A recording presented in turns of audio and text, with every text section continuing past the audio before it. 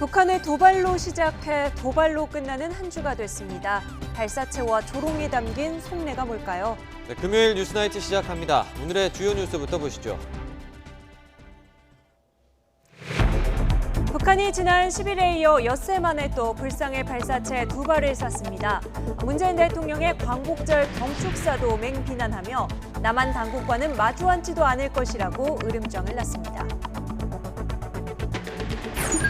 난폭 운전에 항의하는 상대 운전자를 아이들이 보는 앞에서 무차별 폭행하는 동영상이 퍼지면서 논란이 커지고 있습니다. 경찰은 이 남성을 폭행과 재물 손괴 혐의로 입건해 조사하고 있습니다. 조국 법무부 장관 후보자에 대한 의혹이 본물 터지듯 쏟아지고 있습니다. 사모펀드 투자와 부동산 위장 매매 의혹을 청문회에서 밝히겠다고 말했지만 야당은 장관 지명 철회를 촉구했습니다. 정부가 폐타이어와 폐플라스틱 등 수입 재활용 폐기물에 대한 방사능 검사를 강화하기로 했습니다. 일본산 석탄재에 이어 세 종류가 더해졌는데 사실상 일본의 경제 보복에 대한 추가 대응 조치로 분석됩니다.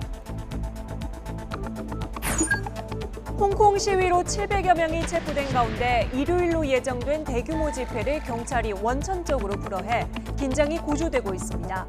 현재 공항은 다시 정상화됐지만 시내 집회는 계속되고 있습니다. 태풍의 영향으로 폭우가 쏟아진 어제 강릉에서 펜션을 운영하는 모자가 실종된 가운데 어머니가 결국 숨진 채 발견됐습니다. 경찰과 소방당국은 300여 명을 투입해 함께 실종됐던 아들을 찾고 있습니다. 희귀암 유발 가능성이 제기된 인공 유방 보형물을 이식받은 뒤 실제 희귀암에 걸린 환자가 국내에서 처음 확인됐습니다. 보건당국은 가슴이 붓는 등의 증상이 생기면 즉시 병원에 올 것을 당부했습니다. 최근 선풍적인 인기를 끌고 있는 흑당 음료의 당 함량이 지나치게 높은 것으로 나타났습니다. 한 잔만 마셔도 각설탕 14개 분량의 당이 들어있어서 WHO가 권고한 하루 당 섭취량을 거의 채웠습니다. 북한이 오늘 아침 지난 10일에 이어 엿새 만에 또 발사체를 쐈습니다. 이번 발사는 한미연합훈련의 일부인 반격 연습을 겨냥한 것으로 풀이됩니다. 강정규 기자입니다. 아침 8시 1분과 16분, 두 차례에 걸쳐 우리 군 탐지망에 발사체가 포착됐습니다. 발사 지점은 군사 분계선에서 불과 50km 떨어져 있는 강원도 통천 북방이었습니다. 동북쪽으로 날아오른 발사체의 사거리는 230km, 고도 30km이고 속도는 마하 6.1 이상으로 탐지됐습니다. 함경북도 길쭉은 무수단리 앞바다에 바위섬을 표적 삼아 정밀 타격 시험을 한 것으로 보이는데 서부 전선에서 쏜다면 F-35A 스텔스 전투기가 있는 공군 청주공항이 사정권에 들어옵니다. 일단 비행 특성만 놓고 보면 신형 대구경 조종 방사포와 비슷합니다. 지난 10일 첫 선을 보인 북한판 에이테킴스를 아군 요격망보다 낮게 저고도 발사했을 가능성도 있습니다. 신형 대구경 방사포는 이미 표적섬에 명주시험을 했기 때문에 지난 10일 동해상으로 발사한 전술지대지 미사일 명주시험 가능성이 높아 보입니다. 앞서 후반기 한미연합 지휘소 훈련 시작 하루 전에 미사일을 쐈던 북한. 이번엔 2부 반격 연습에 돌입하기 직전 추가 발사를 감행했습니다. 한미정보당국은 북한이 단거리 탄도미사일을 발사한 것으로 보고 정밀 분석을 이어가고 있습니다. YTN 강정규입니다. 다시 무기 시험 발사에 나선 북한은 어제 문재인 대통령의 광복절 경축사도 맹비난했습니다. 한미연합훈련이 끝나도 남북 대화는 기대도 말라며 문 대통령을 겨냥해서 막말도 쏟아냈는데요. 정부는 북한의 비난이 도를 넘었다고 경고했습니다. 김지선 기자의 보도입니다. 북한 대남기구 조국평화통일위원회가 문재인 대통령의 광복절 경축사에 맹공을 퍼부었습니다. 태산을 울릴 만큼 요란하더니 정작 쥐 한 마리 나왔다며 비꼰 겁니다. 한미연합 군사연습이 진행 중인 상황에서 무슨 체면에 평화를 논하느냐며 평화경제 구상에도 찬물을 부었습니다. 최근 우리 군의 스텔스 전투기 구입과 국방 중기 계획 등을 거론하며 이는 자신들을 괴멸하는 데 목적이 있다고 몰아세웠습니다. 문 대통령을 직접 겨냥한 막말도 서슴지 않았습니다. 보기 드물게 뻔뻔한 사람, 웃겨도 세게 웃기는 사람이라며 남한 당국자들과 다시 마주 앉을 일이 없다고 선을 그었습니다. 한미 군사연습이 끝나면 저절로 대화 국면이 찾아오리라는 기대를 접고 북미 대화에서 어부지리를 얻으려는 미련도 버리라고 밝혔습니다. 이딴 미사일 발사와 함께 대남 비난 수위를 한층 높인 건 기대했던 내용이 빠져 실망한 탓이란 분석입니다. 한미 군사훈련 중단과 조속한 시일 내에 개성공단과 강릉 낙막 재개를 하겠다는 실천적 선언을 좀 기대했지만 평화 경쟁이 하면서 원론적인 말만 무정하게 한 것에 대한 일종의 그 실망의 표시가 아닌가 생각합니다. 정부는 북한의 험담이 도를 넘었다고 경고했습니다. 그동안 이번 훈련이 북측을 겨냥한 야외 기동 훈련이 아닌 전작권 전환에 대비한 것이라고 여러 차례 설명했는데도 이러는 건 무리하다는 겁니다. 그러한 발언은 남북 정상 간 판문점 선언과 평양 공동선언 합의 정신에 부합하지 않을 뿐 아니라 남북관계 발전에도 전혀 도움이 되지 않는다는 점을 분명하게 지적하고자 합니다. 이어 대화의 장에서 서로의 입장을 조율할 수 있다며 지금이라도 대화에 나서라고 촉구했습니다. YTN 김지선입니다. 청와대는 북한의 연이은 발사체 발사로 군사적 긴장 고조가 우려된다며 중단을 거듭 촉구했습니다. 또 우리 측을 향한 비난에 대해선 불만이 있다면 대화의 장으로 나오라고 촉구했습니다. 김도원 기자입니다. 올해 들어 벌써 8번째, 6월 판문점 남북미 회동 이후만 따져도 6번째인 북한의 발사체 발사에 청와대는 긴급 NSC 상임위원회를 열었습니다. 광복절 경축사 바로 다음 날 북한의 발사체 발사와 대남 비난 성명이 동시에 이뤄진 만큼 청와대도 신속하게 대응했습니다. 상임위는 화상회의를 통해 북한이 단거리 발사체를 연이어 발사하는 건 한반도 긴장을 고조시킬 우려가 있다며 중단을 거듭 촉구했습니다. 북한이 강력히 반발하고 있는 한미연합훈련에 대해선 흔들림 없는 입장을 밝혔습니다. 전시작전권 전환을 위한 훈련을 통해 어떤 상황에도 대응할 수 있는 확고한 연합방위태세를 점검한다는 방침입니다. 청와대는 북한의 연이은 단거리 발사체 발사나 원색적인 대남 비난 담화는 성숙한 남북관계 발전에 도움이 되지 않는다고 지적하면서 북한을 향해 대화의 장으로 나오라고 거듭 촉구했습니다. 대화의 판을 깨거나 장벽을 쳐 대화를 어렵게 하는 일은 결코 바람직하지 않습니다. 불만이 있다면 그 역시 대화의 장에서 문제를 제기하고 논의할 일입니다. 북한의 거센 반발은 한미연합훈련을 자신들의 무기 개발 시험 명분으로 활용하면서 이후 재개될 북미 실무협상에서 협상 카드로 활용하려는 전략이라는 분석도 나옵니다. 문재인 대통령이 북미 실무협상을 한반도 비핵화의 최대 고비로 꼽은 만큼 청와대는 추가적인 긴장 고조를 막으면서 조속한 협상 개최에 힘을 쏟는다는 기조입니다. 이 고비를 넘어서면 한반도 비핵화가 성큼 다가올 것이며 남북관계도 큰 진전을 이룰 것입니다. 한미연합훈련이 끝난 뒤 북미 대화가 재개될 가능성에 대해 청와대는 속단할 수는 없다면서도 대화 동력을 유지하기 위한 북미 정상 간의 우호적 태도를 고려할 때 희망적으로 예측한다고 밝혔습니다. YTN 김도원입니다. 자유한국당 황교안 대표는 북한의 발사체 발사와 관련해 대통령이 침묵하는 건 국군 통수권자로서 명백한 직무유기라고 비판했습니다. 황 대표는 청와대 앞에서 긴급 기자회견을 열고 청와대가 북한 김정은 국무위원장의 눈치를 보느라 입을 다물고 있다면서 북한이 도발하면 이쪽에서도 행동해야 하는 것이 아니냐고 지적했습니다. 이어 임계점이 다가왔다며 북한 도발에 대한 확고한 입장과 실효성 있는 대책을 내놔야 하고 대통령이 직접 9.19 남북 군사합의 폐기를 선언해야 한다고 촉구했습니다. 한때 공항 폐쇄 사태까지 빚어진 홍콩에서는 지금 이 시각에도 송환법에 반대하는 도심 집회가 열리고 있습니다. 특히 오는 일요일 대규모 시위가 예고돼 있어서 긴장감이 높아지고 있는데요. 홍콩 시위 현장에 YTN 취재 기자 나가 있습니다. 김대근 기자. 네, 홍콩 시위 현장에 나와 있습니다. 네, 김대근 기자, 지금 있는 곳은 어디입니까? 네, 지금 이곳은 홍콩 센트럴 지역의 차터 가든이라는 곳입니다. 센트럴 지역은 홍콩에서 금융기관들이 모여있는 중심지라고 볼 수 있는데요. 관광객들도 많이 찾는 곳입니다. 특히 차터 가든은 평소 홍콩 시민들도 휴식을 위해서 많이 찾는 곳인데 오늘은 이렇게 집회를 위해서 많은 시민들이 모였습니다. 이곳에서는 오늘 저녁 8시, 우리 시간으로는 밤 9시부터 집회가 시작됐습니다. 시민운동에 참여한 인사들의 발언 순서 등이 마련됐는데요. 이 중에는 지난 2014년 홍콩 우산혁명을 이끌었던 조슈아 웡의 발언 순서도 있었습니다. 우산혁명은 2014년 홍콩 행정장관 선거에 완전 직선제를 요구하며 80일 가까이 이어진 민주화운동을 말합니다.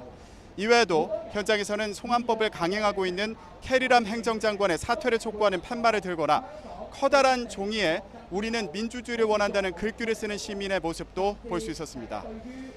또 영국 국기와 홍콩이 중국에 반환되기 전에 사용하던 깃발을 흔드는 시민들도 있습니다. 네, 지금 현장에 모인 시민들이 요구하고 있는 내용이 뭔지도 전해주시죠. 네, 지난 6월부터 10주 넘게 이어지고 있는 시위의 핵심은 바로 송환법 철폐입니다. 송환법, 그러니까 범주인 인도법은 해당 조약을 맺지 않은 지역에도 범주인을 송환할 수 있도록 한 법안입니다. 그런데 이 지역에 타이완이나 마카오뿐만 아니라 중국 본토도 대상에 들어가면서 논란이 된 건데요. 홍콩인들은 중국 정부가 반중국 인사나 인권운동가들을 본토로 송환하는데 이 법을 악용할 것을 우려하고 있습니다. 또 여기에 더해 지금은 일부 선거인단이 선출하는 행정장관을 직접 선출할 수 있게 하는 등 선거 제도를 개편하자, 또 경찰이 시위에 참여한 시민들을 폭행한 것에 대한 조사위원회를 설치하자, 집회를 폭동으로 규정한 것도 철회하고 체포된 시민들을 석방할 것 등을 요구하고 있습니다. 특히 오늘은 중국이 일국가 이체제 원칙을 어기면서 홍콩의 정치에 개입하고 있다고 지적하고 미국과 영국의 국회가 나서 홍콩의 인권과 자유를 침해한 사람들을 제재할 것 등을 요구하고 있습니다. 네, 혹시 오늘도 경찰의 강경 진압이 있지 않을까 우려되는데 지금 분위기는 어떻습니까? 네, 일단 지금은 집회가 평화롭게 진행되고 있습니다. 다만 중국 정부가 홍콩 경찰에 강경 대응을 요구한 것으로 알려진 만큼 앞으로 경찰의 대응이 더 세질 것으로 우려된다는 전망은 나오고 있습니다. 공항 점거 시위 이후 현재 공항 운영은 정상화됐지만 홍콩 시내에서의 집회는 계속 될 텐데요. 내일은 여러 지역에서 행진이 예정돼 있고 특히 모레 일요일에는 대규모 시위가 예고돼 있어 긴장을 늦출 수 없는 상황입니다. 얼마 전 국제공항에서 있었던 것처럼 민주주의를 외치는 홍콩 시민들과 경찰의 충돌이 격화되는 상황이 재발되지 않을지 우려되는데요. 현장 상황 지켜보고 다시 전해드리도록 하겠습니다. 지금까지 홍콩 시위 현장에서 YTN 김대근입니다.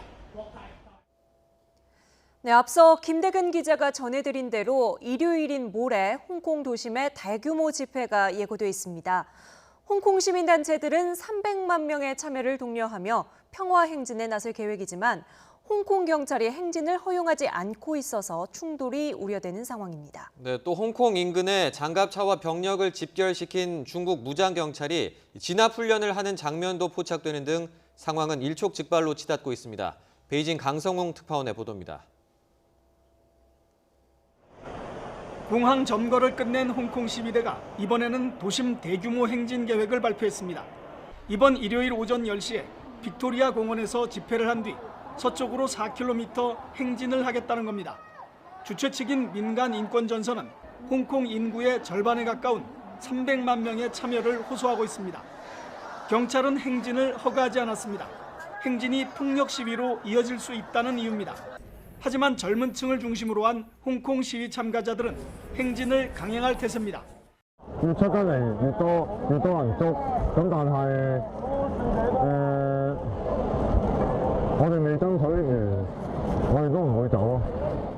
문제는 과거 주말 시위와는 상황이 판이하게 달라졌다는 데 있습니다. 중국 무장경찰들이 집회 예정지에서 약 50km 떨어진 곳에 집결해 있기 때문입니다. 장갑차와 트럭의 중장비까지 100대가 넘는 진압장비가 출동 명령을 기다리고 있습니다. 무장경찰들이 홍콩 시위를 가상해 진압훈련을 하는 모습도 포착됐습니다. 이들이 홍콩의 경계를 넘는 데 걸리는 시간은 단 10분, 행진 현장까지도 1시간 안에 도착할 수 있습니다. 중국 정부는 비밀 순회 회의인 베이다이어 회의를 통해 모종의 방침을 정한 것으로 보입니다. 무력 개입에 즉각 나서지 않더라도 지금보다 강경하게 대처할 것은 분명해 보입니다. 중국 정부도 홍콩 시민도 물러설 기미는 보이지 않고 있습니다. 상황은 점점 더 일촉즉발해 긴장 상태로 치닫고 있습니다. 베이징에서 YTN 강성웅입니다. 난폭운전에 항의하는 상대 운전자에게 주먹을 휘두른 30대 남성이 경찰 조사를 받고 있습니다. 인터넷에서도 이른바 제주 카니발 폭행 사건으로 관심이 뜨거운데요. 아버지가 무차별 폭행당하는 모습을 지켜본 어린 자녀들, 충격이 얼마나 컸을까요? 가해자를 엄히 처벌해달라는 목소리가 높습니다. 차상은 기자입니다. 지난달 제주시의 한 도로입니다. 흰색 카니발 차량이 2차로로 진입하더니 다시 1차로로 급히 끼어듭니다. 난폭운전이라고 느낀 승용차 운전자 B씨가 옆으로 붙어 항의하자 빨간 모자를 쓴 카니발 운전자 A씨가 내려 다가옵니다. 들고 있던 물병을 휘두르더니 욕설을 내뱉으며 B씨를 주먹으로 때리기 시작합니다. B씨의 아내가 동영상을 촬영하자 휴대전화를 빼앗아 길바닥에 내리치고 다시 주워 멀리 던져버립니다. 뒷좌석에 타고 있던 5살과 8살 된 B씨의 자녀들은 아버지가 폭행당하는 모습에 큰 충격을 받았습니다. 폭행 가해자 A씨의 차량에도 어린 자녀가 타고 있었던 것으로 알려졌습니다. 본인은 이제 정상적으로 운전을 한 건데 그 와서 항의라고 하니까 맞았던 끝에 우발적으로 한 범행이라고. 일단 폭행과 재물손괴 혐의로 A씨를 입건한 경찰은 다른 혐의 적용도 가능한지 법리 검토에 들어갔습니다. 운행 중인 차량 운전자를 폭행해 다치게 하면 3년 이상의 징역에 처하는 법이 있는데 이번 사건처럼 정차 중인 상태에서도 적용될 가능성이 있습니다. 형사처벌뿐만 아니라 피해자의 정신적 피해를 더 크게 인정해야 한다는 지적도 있습니다. 이런 사건이 민사적으로 소송이 제기됐을 때 위자료를 굉장히 많이 인정을 하게 되면 이런 일이 근절될 수 있거든요. 사건 영상이 퍼지자 청와대 국민청원 게시판과 제주경찰청 홈페이지에는 운전자를 강하게 처벌해야 한다는 의견들이 쏟아지고 있습니다. YTN 차상류입니다. 대전에서도 운전자 폭행 사건이 있었습니다. 40대 운전자가 아버지 버린 노인 운전자에게 폭력을 휘둘렀는데요. 발단은 가벼운 접촉사고였습니다. 이문석 기자입니다. 대전시 용전동 왕복 8차선 도로 승합차 앞에서 두 남자가 승강이를 벌이는 듯합니다. 젊은 남자가 멱살을 잡고 노인으로 보이는 상대방 뺨을 때리는 등 폭행을 가합니다. 차에 몸을 기댄 채 맞고 있는 사람은 70대가 코앞인 승합차 운전자였습니다. 제보자는 젊은 사람이 아버지뻘 되는 노인을 일방적으로 때리는 것을 목격하고 경찰에 신고했는데 자신이 말리는 과정에서도 폭행이 이어졌다고 말했습니다. 제가 말리는 가운데서도 할아버지한테 폭행을 가하고 저한테도 위협을 가해서 폭행으로 얼굴 등을 다친 피해자는 승용차가 갑자기 차선을 바꾸는 바람에 접촉사고가 났는데 보험사 직원을 안 부르니까 운전자가 자신을 무차별 폭행했다고 경찰에 말했습니다. 경찰은 제보자가 촬영한 화면과 블랙박스 자료를 바탕으로 사건 조사에 착수했습니다. YTN 이문석입니다. 강릉에서 펜션을 운영하는 60대 여성이 아들과 함께 계곡물에 휩쓸려 실종됐다가 숨진 채 발견됐습니다. 휴가까지 내고 어머니 일손을 도왔던 아들은 아직 실종 상태입니다. 송세혁 기자가 보도합니다. 강릉 왕산면에 있는 펜션 부근 계곡입니다. 거센 물살에 평상이 부서진 채 떠내려왔습니다. 한밤중에 펜션을 운영하는 61살 조모 씨와 아들 37살 나모 씨 등 2명이 실종됐다는 신고가 접수됐습니다. 앞서 모자는 오후 2시 반쯤 함께 펜션을 나간 뒤 소식이 끊겼습니다. 모자는 폭우로 계곡물이 불어나자 피해를 막기 위해 이곳에 설치한 평상 등을 옮기려다 변을 당한 것으로 보입니다. 어머니는 실종 신고 11시간 만에 계곡에서 숨져 있는 것을 가족이 발견했습니다. 발견된 곳은 실종 추정 계곡에서 하류 방향으로 1.5km 떨어진 지점입니다. 하지만 아들 나 씨는 아직 발견되지 않았습니다. 공무원인 나 씨는 부모님을 가까이에서 돕기 위해 지난해 삼척시 선거관리위원회로 전입했을 만큼 효자였던 것으로 전해졌습니다. 저희는 다 물가 천막 날아가면 다음에 또 사면 되지 이래서 말렸는데 남동생은 엄마한테 말리다가 안 되면 도와주고 그래서 이렇게 된 것 같아요. 물에도 분명 지가 먼저 들어갔을 거예요. 엄마 못 들어가고. 이번에도 휴가까지 내고 평소처럼 일손을 돕다가 사고를 당했습니다. 그 주말마다 그 아버님이 이제 몸이 불편하시고 또 어머니가 펜션을 혼자 운영하시기 때문에 도움을 드리려고 그렇게 또 솔선수범한 한마디로 효자 공무원입니다. 소방과 경찰, 군인 등 300여 명은 실종 추정 계곡에서 오봉 저수지까지 5km 구간을 수색하고 있습니다. 경찰과 소방당국은 성과가 없으면 수색 범위를 강릉 남대천까지 확대할 방침입니다. YTN 송세혁입니다. 제주 이호도 주변 해상에서 물에 잠기던 한국 국적의 케미컬 운반선의 선원 13명을 해경이 모두 구조했습니다. 제주해양경찰서는 오늘 오후 4시 반쯤 제주도 남서쪽 144km 해상을 지나던 1,800톤급 케미컬 운반선으로부터 선박 화재 신고를 받아 경비함정을 급파했습니다.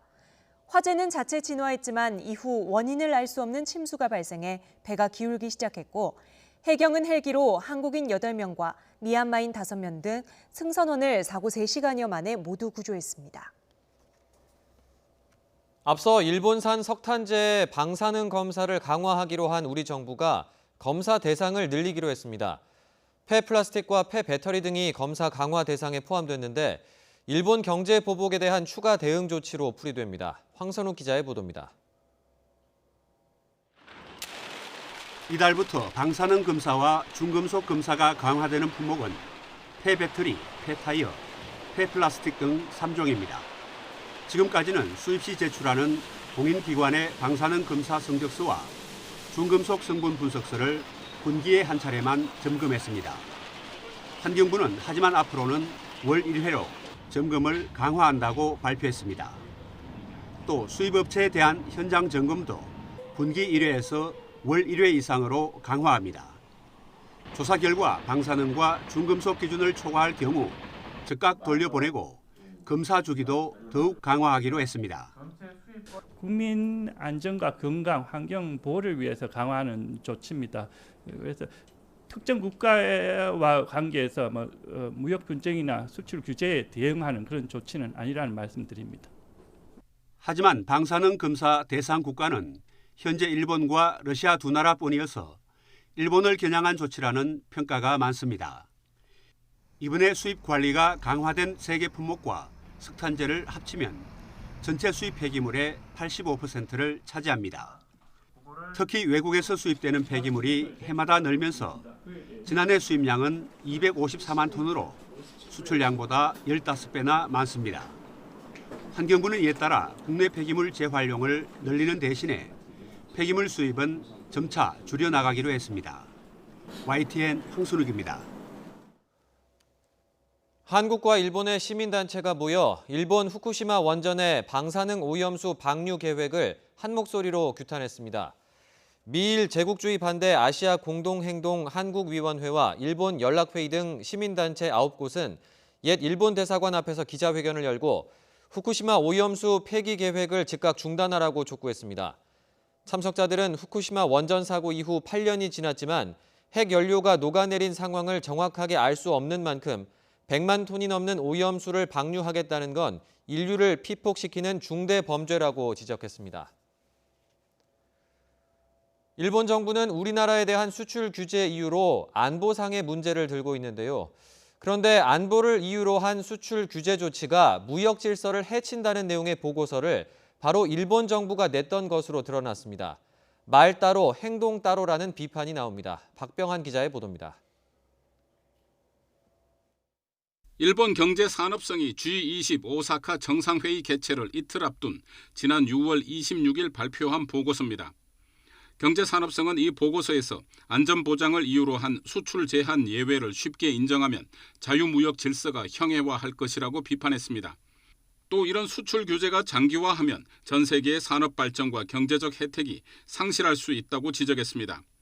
803쪽에 달하는 보고서 발간 사후 G20 정상회의에서 아베 총리는 자유무역과 열린 시장의 중요성을 강조했습니다. 自由、公正、無差別、こうした自由貿易の基本的原則を今回の G20 では明確に確認することができました。 하지만 일본 정부는 불과 이틀 뒤 한국에 대해 반도체와 디스플레이 핵심 소재 3개 물품의 수출 규제를 발표했습니다. 그리고 수출 규제 근거에 대한 입장 표명 요구에 일본 정부는 오락가락하는 태도를 보였습니다. WTO 協定に違反するとの指摘は全く当たらないわけであります。あくまでも今回の措置は安全保障のために 말과 행동이 일치하지 않는 일본 정부를 향한 비판이 거세질 수밖에 없는 이유입니다. 일본 정부가 올해 불공정 무역 보고서에서 안전보장 수출 규제가 자유무역을 해칠 수 있다는 그런 위험성을 적극 국제사회에 제기했습니다. 그럼에도 이와 정반대로 한국에게는 바로 이 안전보장 무역 보복을 한 것은 일본의 전통적 입장과 맞지 않고 대단히 모순적입니다. 일본 내에서도 수출 규제 조치가 일본 소재 기업의 시장 상실과 한국 기업의 탈일본화를 촉진할 수 있다는 비판이 제기되고 있어 앞으로 움직임이 더 주목됩니다. YTN 박병환입니다. 한일 갈등 국면에서 아베 일본 총리뿐만 아니라 그 측근들도 우리나라와의 대화를 노골적으로 거부하고 있는데요. 그런데 아소 부총리가 이끄는 이른바 아소파 주요 강요들은 대화의 필요성을 거론하고 있습니다. 이유가 뭘까요? 도쿄에서 황보연 특파원이 보도합니다. 북한이 발사체를 쏘아 올렸다는 소식에 아베 총리가 입장을 밝혔습니다. 米国などとも連携しながら国民の安全を守るために万全を期してまいります。 2017년 북한이 15차례나 미사일을 발사했을 때 매번 한국, 미국과 협력해 나가겠다고 말해왔던 아베 총리가 또 한국만 쏙 뺐습니다. 최근 3주 사이 이번이 세 번째입니다. 지난 6일에는 문재인 대통령과의 정상회담 가능성에 대한 질문에 먼저 한일 청구권 협정을 지키라며 거부 입장을 밝혔습니다.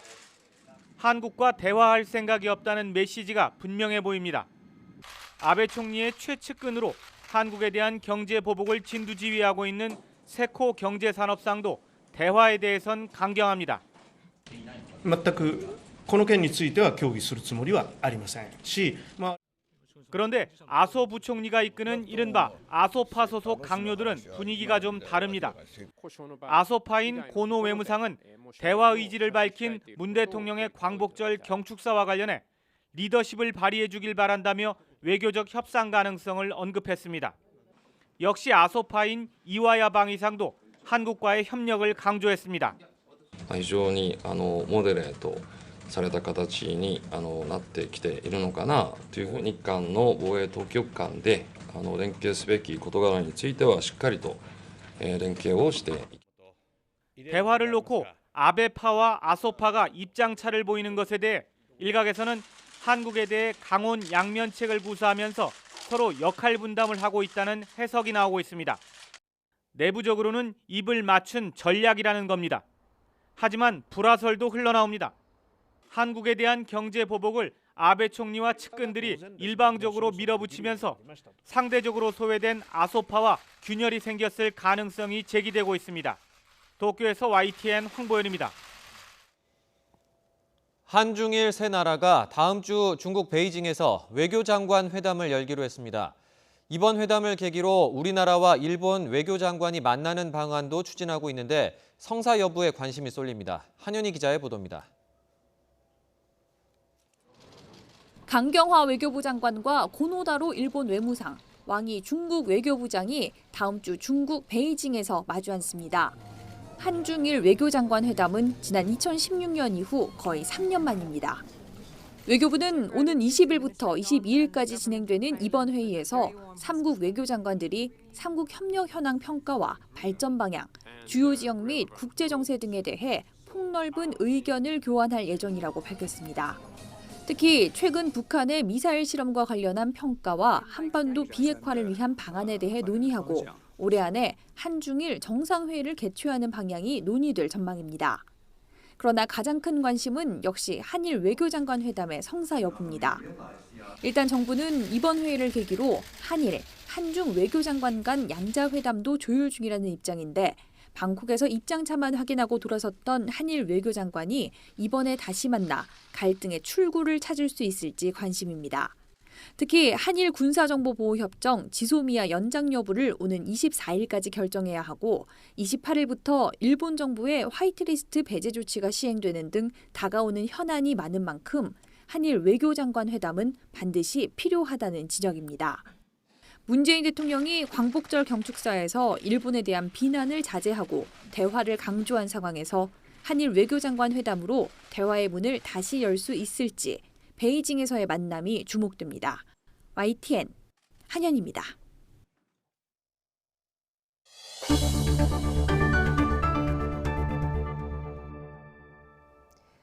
조국 법무부 장관 후보자 가족의 74억 원 사모펀드 투자 약정 의혹이 갈수록 커지고 있습니다. 이 업체가 애초 목표했던 펀드 금액은 100억 원, 실제 운용 금액은 5분의 1 수준에 불과했는데 이마저도 조 후보자 가족의 돈이 대부분이었습니다. 송재인 기자가 보도합니다. 조국 후보자의 아내와 두 자녀가 74억 원 투자를 약정한 사모펀드 회사입니다. 지난 2016년 설립된 신생업체로 투자 책임자는 30대 대표이사를 포함해 3명이 전부입니다. 이 업체는 설립 후 3년 동안 사무실을 4차례나 옮겼습니다. 불과 열흘 전쯤 새로 마련된 사무실은 별다른 간판 없이 운영되고 있습니다. 논란이 불거지자 업체 측은 입장문을 내놨습니다. 조 후보자의 아내 정경심 씨 등이 약정한 74억은 꼭 내야 할 돈은 아니라고 해명했습니다. 정 씨가 처음부터 10억 원 정도만 투자할 수 있다는 점을 명확히 했다는 겁니다. 그런데도 74억 원으로 약정 금액을 높게 설정한 건 다른 투자자를 유치할 가능성을 엿봤기 때문이라고 설명했습니다. 그러면서 펀드는 20억 원 이하 규모로 운영됐고 현재 마이너스 수익률을 기록하는 상태에서 청산 절차를 밟고 있다고 덧붙였습니다. 하지만 의혹은 여전합니다. 조 후보자의 아내 정 씨가 처음부터 10억만 투자하겠다고 밝혔는데도 굳이 74억을 약정한 이유를 이해하기 어렵기 때문입니다. 또 실적이 거의 없는 신생업체에 정 씨가 투자처도 알지 못한 채 큰 돈을 맡긴 이유도 의문입니다. 정 씨가 업체 측을 어떻게 알게 됐는지도 궁금증을 낳고 있습니다. 이에 대해 업체 대표는 사모펀드의 특성을 무시한 지적이라며 통상적인 거래에 이런 논란이 있는 점을 이해하지 못하겠다고 밝혔습니다. YTN 송재인입니다. 조국 후보자는 이 사모펀드 투자 약정을 비롯해 자신과 가족을 둘러싼 이단 의혹에 대해 인사청문회에서 답하겠다며 말을 아꼈습니다. 법적으로 결격 사유가 아니라며 해명하고 있지만 가족 재산을 중심으로 의혹이 계속되고 있습니다. 조성호 기자의 보도입니다. 70억대 사모펀드 출자 약정, 위장 전입과 부동산 거래 관련 의혹.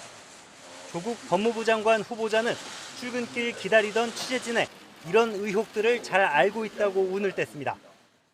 지금 언론에서 저에 대해서 여러 가지 점에서 비판, 의혹 등을 제기하고 있는 걸 잘 알고 있습니다. 하지만 가족들이 거액을 펀드에 투자한 경위를 구체적으로 묻자 즉답을 피했습니다. 10억 원 넘는 돈을 투자하신 판단 근거가 무엇인가요? 국회 청문회에서 소상히다 답변드리겠습니다. 산호맹 사건 전력을 자신 있게 되받아치던 것과는 달리 청문회에서 답변하겠다며 신중한 자세를 보였습니다. 가족의 신상과 관련된 사안인 만큼 직접적인 언급을 꺼린 것으로도 보입니다. 조 후보자 측은 앞서 사모펀드에 실제 투자한 건 10억여 원이고 공직자와 가족의 펀드 거래는 합법적인 투자라고 해명했습니다. 하지만 실제 투자 금액의 7배, 특히 전 재산보다 많은 금액을 약정한 이유는 여전히 의문입니다. 울산대 조교수 시절인 1999년 딸의 학교 배정을 위해 실제로는 부산에 살면서 서울 풍납동으로 한 차례 위장 전입했다는 의혹도 제기됐습니다. 다주택 규제를 강화하던 이번 정부 초기에는 부인 소유 부산 아파트를 동생의 전 부인에게 팔아 위장 매매라는 논란도 있습니다. 동생의 전 부인이 소유한 빌라에 대해 조 후보자 부인이 맺은 월세 계약서에 임대인과 임차인이 뒤바뀌어 있어서 거래 과정이 석연치 않다는 주장도 있습니다. 조 후보자는 장관 후보자로서 결격 사유에 해당하는 문제는 없다는 취지로 해명하고 있습니다. 하지만 조 후보자가 현 정부의 인사검증을 책임지는 청와대 민정수석을 지냈다는 점에서 의혹이 불거진 것만으로도 작지 않은 상처를 입은 채 국회 인사청문회장에 서게 될 전망입니다. YTN 조성호입니다.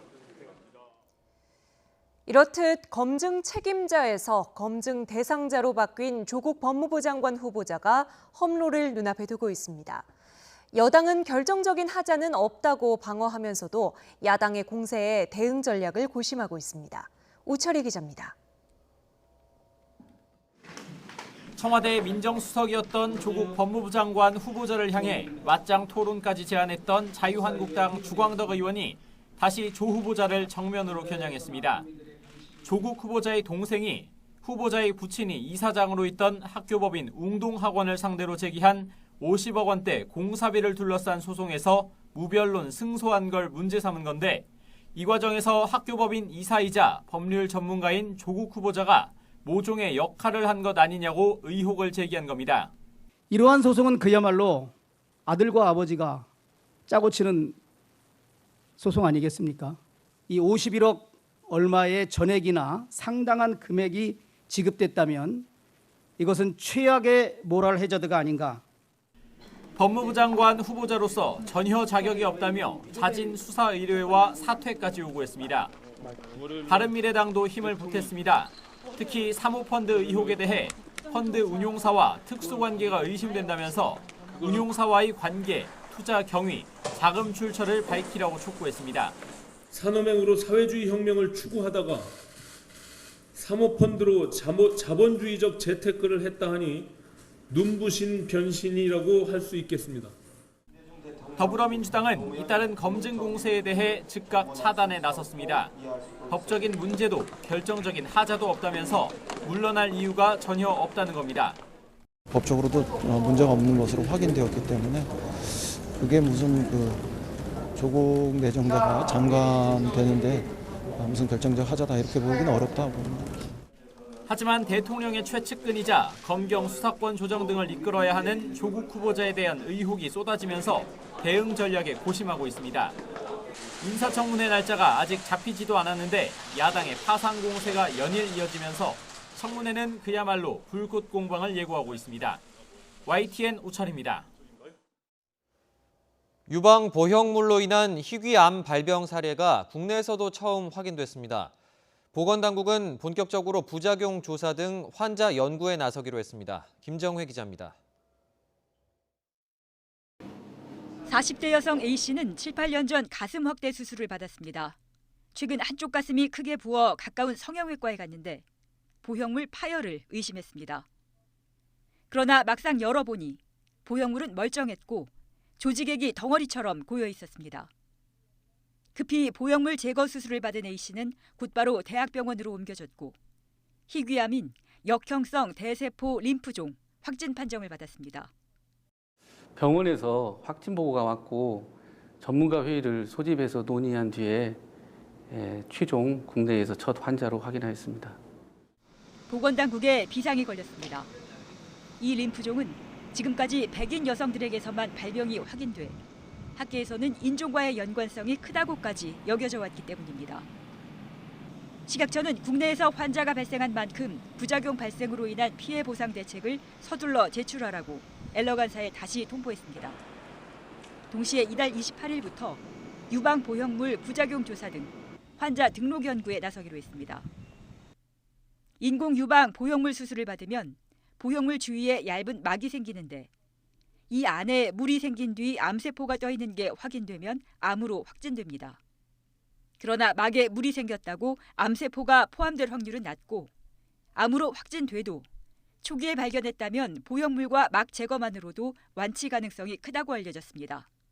조기 확진이 되고 그거에 대해서 캡슐까지 다 제거를 하게 되면 이게 크게 나쁜 어떤 영향을 미치지 않는다라고 페이퍼가 많이 나와 있습니다.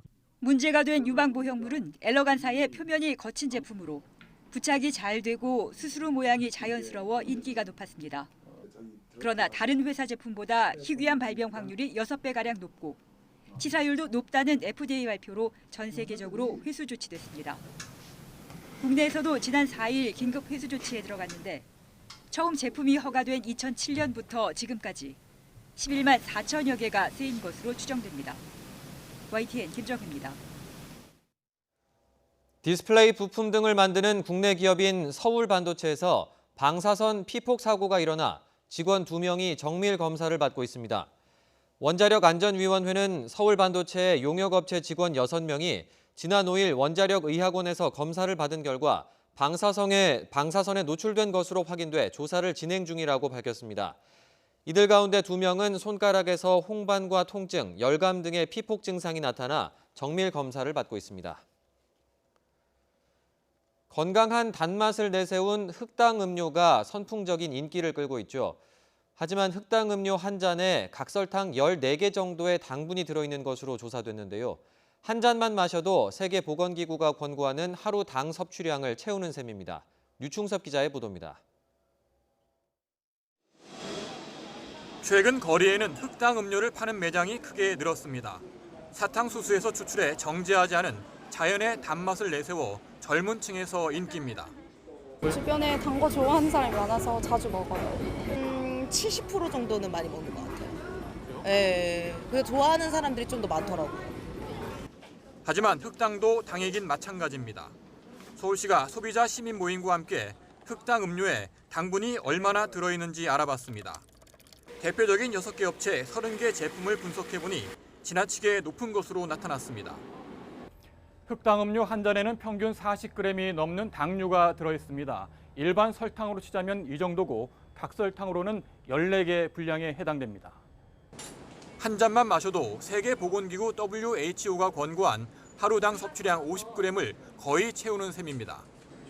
여름철에 많이 먹는 생과일 주스도 천연과일보다 달았습니다. 딸기, 바나나 주스의 당 함량이 가장 높았고 오렌지, 자몽, 수박 주스 순이었습니다. 액상 과당이라든지 시럽 같은 거를 첨가해서 조제하는 경우가 많기 때문으로 생각되기 때문에 소비자분들께서 구매를 하실 때 건강을 생각하셔서 당을 조절해서 드실 필요가 있다고 생각됩니다. 서울시는 소비자가 당 함량을 선택할 수 있도록 판매점에 당류 조절 표시를 하도록 권고했습니다. YTN 유충섭입니다. 성접대와 원정 도박 혐의를 받고 있는 양현석 전 YG 엔터테인먼트 대표가 과거에 특혜 조사를 받았다는 의혹이 불거졌습니다. 수사팀이 직접 사무실로 찾아가서 양 전 대표를 조사했다는 건데 경찰은 수사를 빨리 끝내기 위해서였지 특혜는 아니었다고 해명했습니다. 부장원 기자입니다. 양현석 전 YG 대표가 보유한 서울 합정동의 6층짜리 건물입니다. 양 전 대표는 지난 2016년 이 건물 3층에 있던 사진관을 허가도 받지 않고 주택으로 개조했다가 적발돼 경찰의 조사를 받았습니다. 이 과정에서 특혜를 받았다는 의혹이 뒤늦게 불거졌습니다. 일반적으로 피의자를 경찰서로 불러 조사하는 관행과 달리 당시 수사팀은 양 전 대표 사무실을 직접 방문해 조사한 겁니다. 경찰은 서둘러 장문의 반박 자료를 내고 진화에 나섰습니다. 경찰 관계자는 양 전 대표의 중국 출장 등으로 조사가 미뤄지자 담당 팀장이 직접 찾아갔을 뿐이라고 해명했습니다. 또 양 전 대표가 범행에 대해 변명했지만 보안 수사를 거쳐 검찰로 넘겼고 결국 벌금형을 받게 했다고 덧붙였습니다. 다른 사건의 경우에도 조사 대상자의 사정을 고려해 수사기관이 방문 조사를 하는 사례가 종종 있었습니다. 하지만 클럽 버닝썬 사건부터 가수 비아이 마약 사건 부실 수사 의혹까지 양 전 대표는 물론 YG 소속 연예인을 둘러싸고 각종 유착 의혹이 끊이지 않았던 만큼 논란은 계속되고 있습니다. 직접 수사한 수사기관에서는 그럴 만한 이유가 있었다라고 하지만 지금 양현석 전 대표와 관련된 연루된 의혹을 종합적으로 했을 때는 약간은 의혹이 발생할 수 있는 부분도 있다. 성접대와 원정 도박 등 양 전 대표의 다른 의혹에 대한 수사는 속도를 내고 있습니다.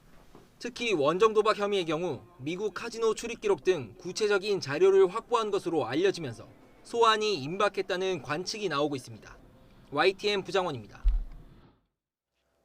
사회적 참사 특별조사위원회가 청탁금지법 위반 혐의를 받는 양순필 상임위원의 직무를 정지하기로 했습니다. 특조위는 오늘 장완익 위원장 직권으로 양 위원의 직무를 정지한다고 밝혔습니다. 양 위원은 가습기 살균제를 판매한 애경 측 관계자와 만나 식사 접대를 받는 등 청탁금지법을 위반한 혐의를 받고 있습니다. 가습기 살균제 참사 전국 네트워크는 사회적 참사 특별조사위 앞에서 기자회견을 열고 양순필 상임위원의 사퇴를 요구했습니다. 이 단체는 가해 기업을 조사해야 하는 상임위원이 로비를 받았다며 어떤 청탁을 받았고 어떤 편의를 받았는지 밝혀야 한다고 주장했습니다. 참존 화장품의 창업주 김광석 회장이 400억 원대 배임과 횡령 혐의로 고소된 사실이 뒤늦게 알려졌습니다. 회사 돈으로 가족 회사에 수백억 대출을 하고 교회에도 40억 가까이 헌금을 했다는 건데 검찰이 최근 수사에 착수했습니다. 박기원 기자가 보도합니다. 1990년대 청개구리 광고와 기초 화장품으로 유명했던 참존 화장품은 한때 화장품 매출업계 3위까지 올랐습니다. 그러나 2000년대 이후 매출이 급락하며 사업까지 팔 정도로 사정이 어려워졌습니다. 최근 참존 창업주 김광석 회장이 회사 돈 400억여 원을 빼돌린 혐의로 검찰에 고소됐습니다. 김 회장이 지난 2015년 아들이 대표로 있던 수입차 딜러사 참존 모터스 등의 사정이 어려워지자 아무런 담보도 없이 420억 원을 빌려줬다는 겁니다. 참존 모터스 등은 김 대표의 지원에도 불구하고 수입차 수입 판매권마저 매각해 지금은 대출금 이자도 갚기 어려운 처지로 알려졌습니다.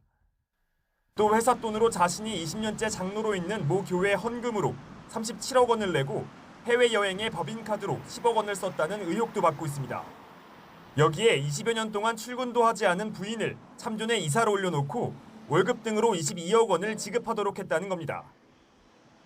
회사 경영 위기를 우려해 김 대표를 만류했던 임직원 3명은 오히려 직위 해제로 보복까지 당했다고 주장하고 있습니다. 안 하겠다 했더니 직위해제니 자택대기 관련을 낸 거예요. 내가 잘못을 해서야 직위해제를 한달지 자택대기 한다면 상관없는데 자기가 경영권 협조 안 한다고.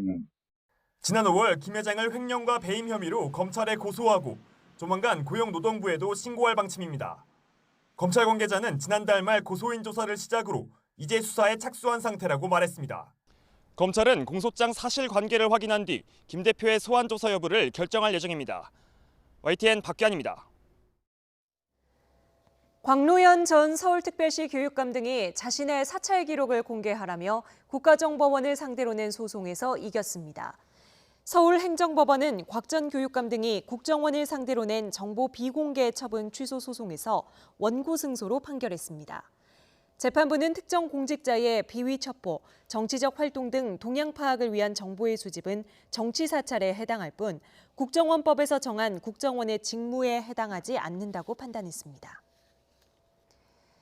이명박 정부 시절 국가정보원과 공모해 김대중 전 대통령 뒷조사에 관여한 혐의로 기소된 박윤준 전 국세청 차장이 1심에서 무죄를 선고받았습니다. 서울중앙지방법원은 국고손실 등의 혐의로 재판에 넘겨진 박 전 차장에게 무죄를 선고했습니다. 재판부는 박 전 차장이 이현동 전 국세청장과 원세훈 전 국정원장의 지시로 해외 정보원에게 국정원 자금을 전달하는 데 관여한 것에 불과하다며 이들의 정치적 의도를 인지해 업무상 횡령을 했다고 볼 증거가 없다고 판단했습니다. 한강에서 훼손된 상태로 발견된 남성의 시신 일부가 추가로 발견됐습니다. 지문 감식이 가능한 수준이라 그동안 미로에 빠진 듯했던 사건의 실마리가 될지 주목됩니다. 김태민 기자의 보도입니다. 과학수사요원과 탐지견이 한강 유역 수풀을 샅샅이 수색합니다. 지난 12일 한강에서 떠내려온 남성 시신의 일부가 이 근처에서 새로 발견됐습니다. 최초 시신 발견 지점에서 3km가량 떨어진 행주대교 남단 500m 부근입니다. 100명이 넘는 인력이 대대적인 수색 작업을 벌인 지 닷새 만에 추가 단서가 나온 겁니다. 갈피를 잡지 못하던 경찰 수사에 큰 도움이 될 것으로 보입니다. 지문을 채취할 수 있어서 신원 확인이 가능할 것으로 보이기 때문입니다. 팔뚝 안에 다죠. 네, 오른쪽. 지문으로 해서 진원 파악하고 동시에 DNA를 국가에서 보내가지고 그 팔하고 몸통이 같은 사람인지 확인해야죠. 지금까지 파악된 건 20, 30대 남성이 타살됐다는 추정뿐입니다. 앞서 40명 규모의 전담 수사팀을 꾸린 경찰은 유전자 대조 작업과 함께 나머지 시신을 회수하는 데 주력할 방침입니다. 또 숨진 지 얼마 안 돼 시신이 버려졌을 것으로 보인다며 수상한 행동을 목격한 시민의 신고를 당부했습니다. YTN 김태민입니다. 정부가 우리 경제에 대해 5달 연속 부진하다는 진단을 내렸습니다. 불확실성이 커지고 또 지속되면서 앞으로도 이런 평가가 이어질 가능성이 커 보입니다. 김평정 기자입니다. 최근 우리 경제는 일본의 수출 규제라는 직격탄을 맞았습니다. 여기에 미중 무역 갈등 격화까지 겹치며 그야말로 설상가상의 악재를 헤쳐가야 할 처지에 놓였습니다. 이렇게 우리 경제에 악영향을 미치는 불확실성이 갈수록 커지고 또 늘어나는 현실에 정부의 공식적인 경기 진단이 담기는 최근 경제 동향, 일명 그린북에는 5달째 부진하다는 표현이 적시됐습니다. 정부의 경기 진단에서 부진하다는 표현은 그 대상과 범위는 조금씩 다르지만 올해 4월부터 계속 사용됐습니다. 지난 2005년 3월 그린북을 처음 펴낸 이후로 가장 긴 기간 언급된 겁니다. 우리 경제는 생산이 완만히 증가를 했지만 수출 및 투자의 부진한 흐름은 지속되는 모습으로 판단이 되고요. 최근에는 일본 정부의 수출 규제 조치 그리고 미중 무역 갈등 관련된 부분 이런 부분들이 그래서 불확실성이 확대되는 모습으로 평가를 할 수 있겠습니다.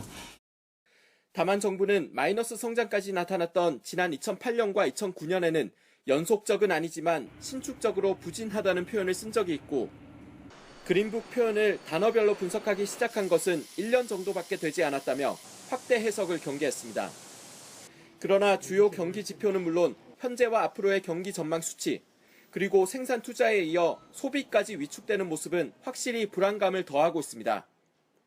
이에 따라 정부는 일본의 수출 규제 같은 현재의 위기 관리에 집중하면서 추경의 신속한 집행 등 가용한 모든 정책 수단을 동원하겠다고 거듭 강조했습니다. YTN 김평정입니다. 최근 포항을 비롯한 동해안 양식장에서 물고기가 떼죽음하는 피해가 발생하고 있습니다. 태풍의 영향으로 동해안 수온이 크게 높아졌기 때문으로 보입니다. 허성준 기자의 보도입니다. 동해안의 한 양식장입니다. 물을 빼자 강도다리 수천 마리가 죽은 채로 발견됩니다. 워낙 많은 물고기가 한꺼번에 죽어 처리하는데도 애를 먹습니다. 경북 포항시에서만 하루 사이 강도다리와 넙치 7,700마리가 집단 폐사했습니다. 원인은 동해안에 유입된 고온의 바닷물. 제10호 태풍 크로사의 영향으로 표층수와 저층수가 뒤섞이면서 수온이 급격히 올라간 겁니다. 포항 구룡포읍 석병리 해역의 수온은 한때 28도까지 치솟았습니다. 지수 라인을 이렇게 설치해갖고 그 물을 수심 15m 되는 물을 끓여 썼는데 태풍이 오면서 밑에 물이 이렇게 수층하고 밑에하고 같이 이렇게 교류가 되면서 섞여버린 거예요. 갑자기 10도 정도 차이 나버리니까 고기들이 이제 큰 데미지를 입은 거죠. 국립수산과학원은 포항 월포에서 경남 거제에 이르는 해역에 고수온주의보를 내렸습니다. 대부분 강도다리와 넙치 등 수온에 민감한 품종이라 피해가 커질까 우려됩니다. 경북 동해안에는 지난해에도 고수온 현상으로 어류 80만 5천여 마리가 폐사했습니다. 포항시는 액화산소 200톤과 얼음 720톤을 긴급 지원하는 등 피해를 막기 위해 안간힘을 쏟고 있습니다. YTN 허성준입니다.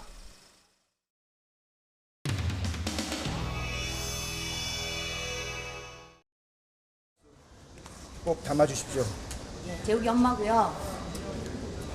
303명 희생자들이 오늘 이 재판을 같이 지켜봤을 텐데 어떻게 지켜봤는지 오늘 저녁에 분석에 또 물어보겠습니다.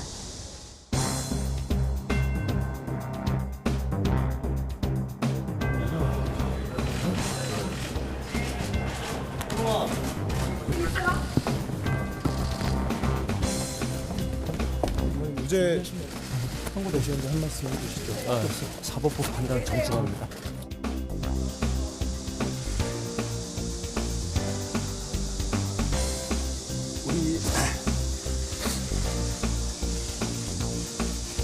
우리 어머님들 보이세요?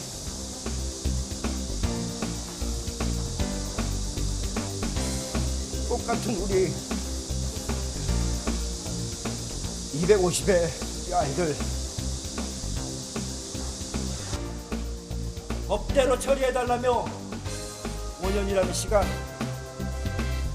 우리 가족들 그거 하나 바라보고 그 믿음 하나 가지고 지금까지 싸워왔습니다. 그런데 그 법은 여지없이 우리 아이들과 가족들을 또 죽였습니다. 오늘 재판부 판결 있을 수 없는 한방방의 판결입니다.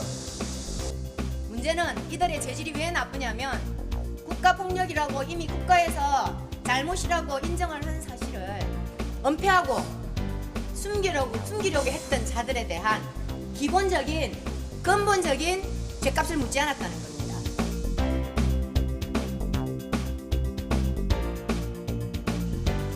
피해 당사자로 재판 방청을 위해 법정을 찾은 가족들을 검색대에서부터 제재했습니다. 선생님들 저희 조끼는 벗어주셔야 돼요. 왜요? 법정에서 조끼 입는 거 입게 돼 있어요. 그런 게 없어요. 우리 계속 입고 있었는데. 계속 입고 왔는데. 뭔 소리야 지금? 왜 안 되는데 얘기 지금까지 안 되게 돼 있어서 그래요. 왜 우리한테는 안 돼? 세월호 관련해서 이렇게 의사 표시하시는 거잖아요. 아니 지금까지 입고 다녔다고요. 아예 안 됩니다.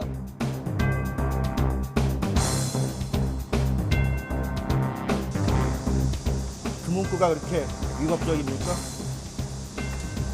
그렇게 위험한 문구입니까?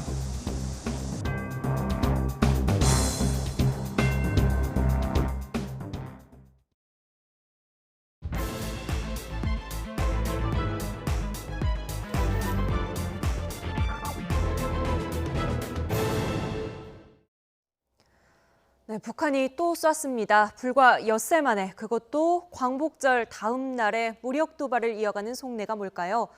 더 궁금한 건 조롱과 막말을 더해가는 북한 담화문의 정체입니다. 나이트 포커스 신범철 아산정책연구원 안보통일센터장, 차재원 부산가톨릭대 교수 나오셨습니다. 두 분 안녕하세요. 안녕하세요. 네, 주제와 영상 먼저 보시겠습니다. 평화 경제를 통해 우리 경제의 신성장 동력을 만들겠습니다. 우리의 역량을 더 이상 분단에 소모할 수 없습니다. 이 고비를 넘어서면 한반도 비핵화가 성큼 다가올 것이며 남북 관계도 큰 진전을 이룰 것입니다.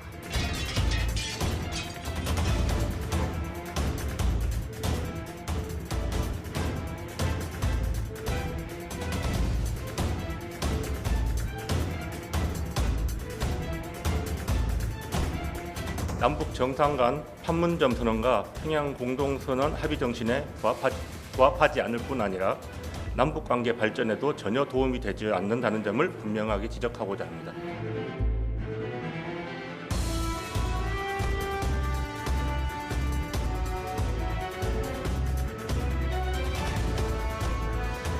신형 대구경 방사포는 이미 표적섬에 명주시험을 했기 때문에 지난 10일 동해상으로 발사한 전술 지대지 미사일 명주시험 가능성이 높아 보입니다.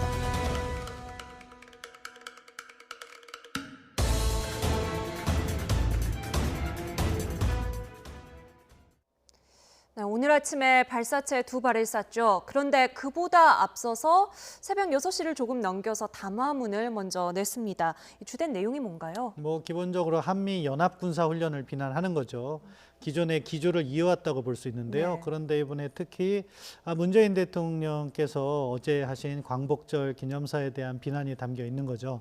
평화경제 부분에 있어서 자신들이 그것에 대해서 소도 웃을 노릇이다 네. 이런 식으로 하면서 그것을 무시하고 그러면서 남북 간에 대화를 하지 않겠다.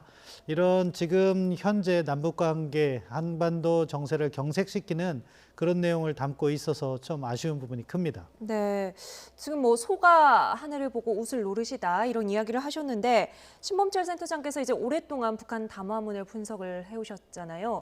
최근에 나오는 담화문들 어떤 경향을 보면 두드러지는 특징이라든지 눈에 띄는 것들 어떤 것들이 있습니까? 그러니까 한국을 가능하면 이렇게 좀 무시하려는 그래서 조소라든가 조롱이 많이 포함되어 있어요. 네.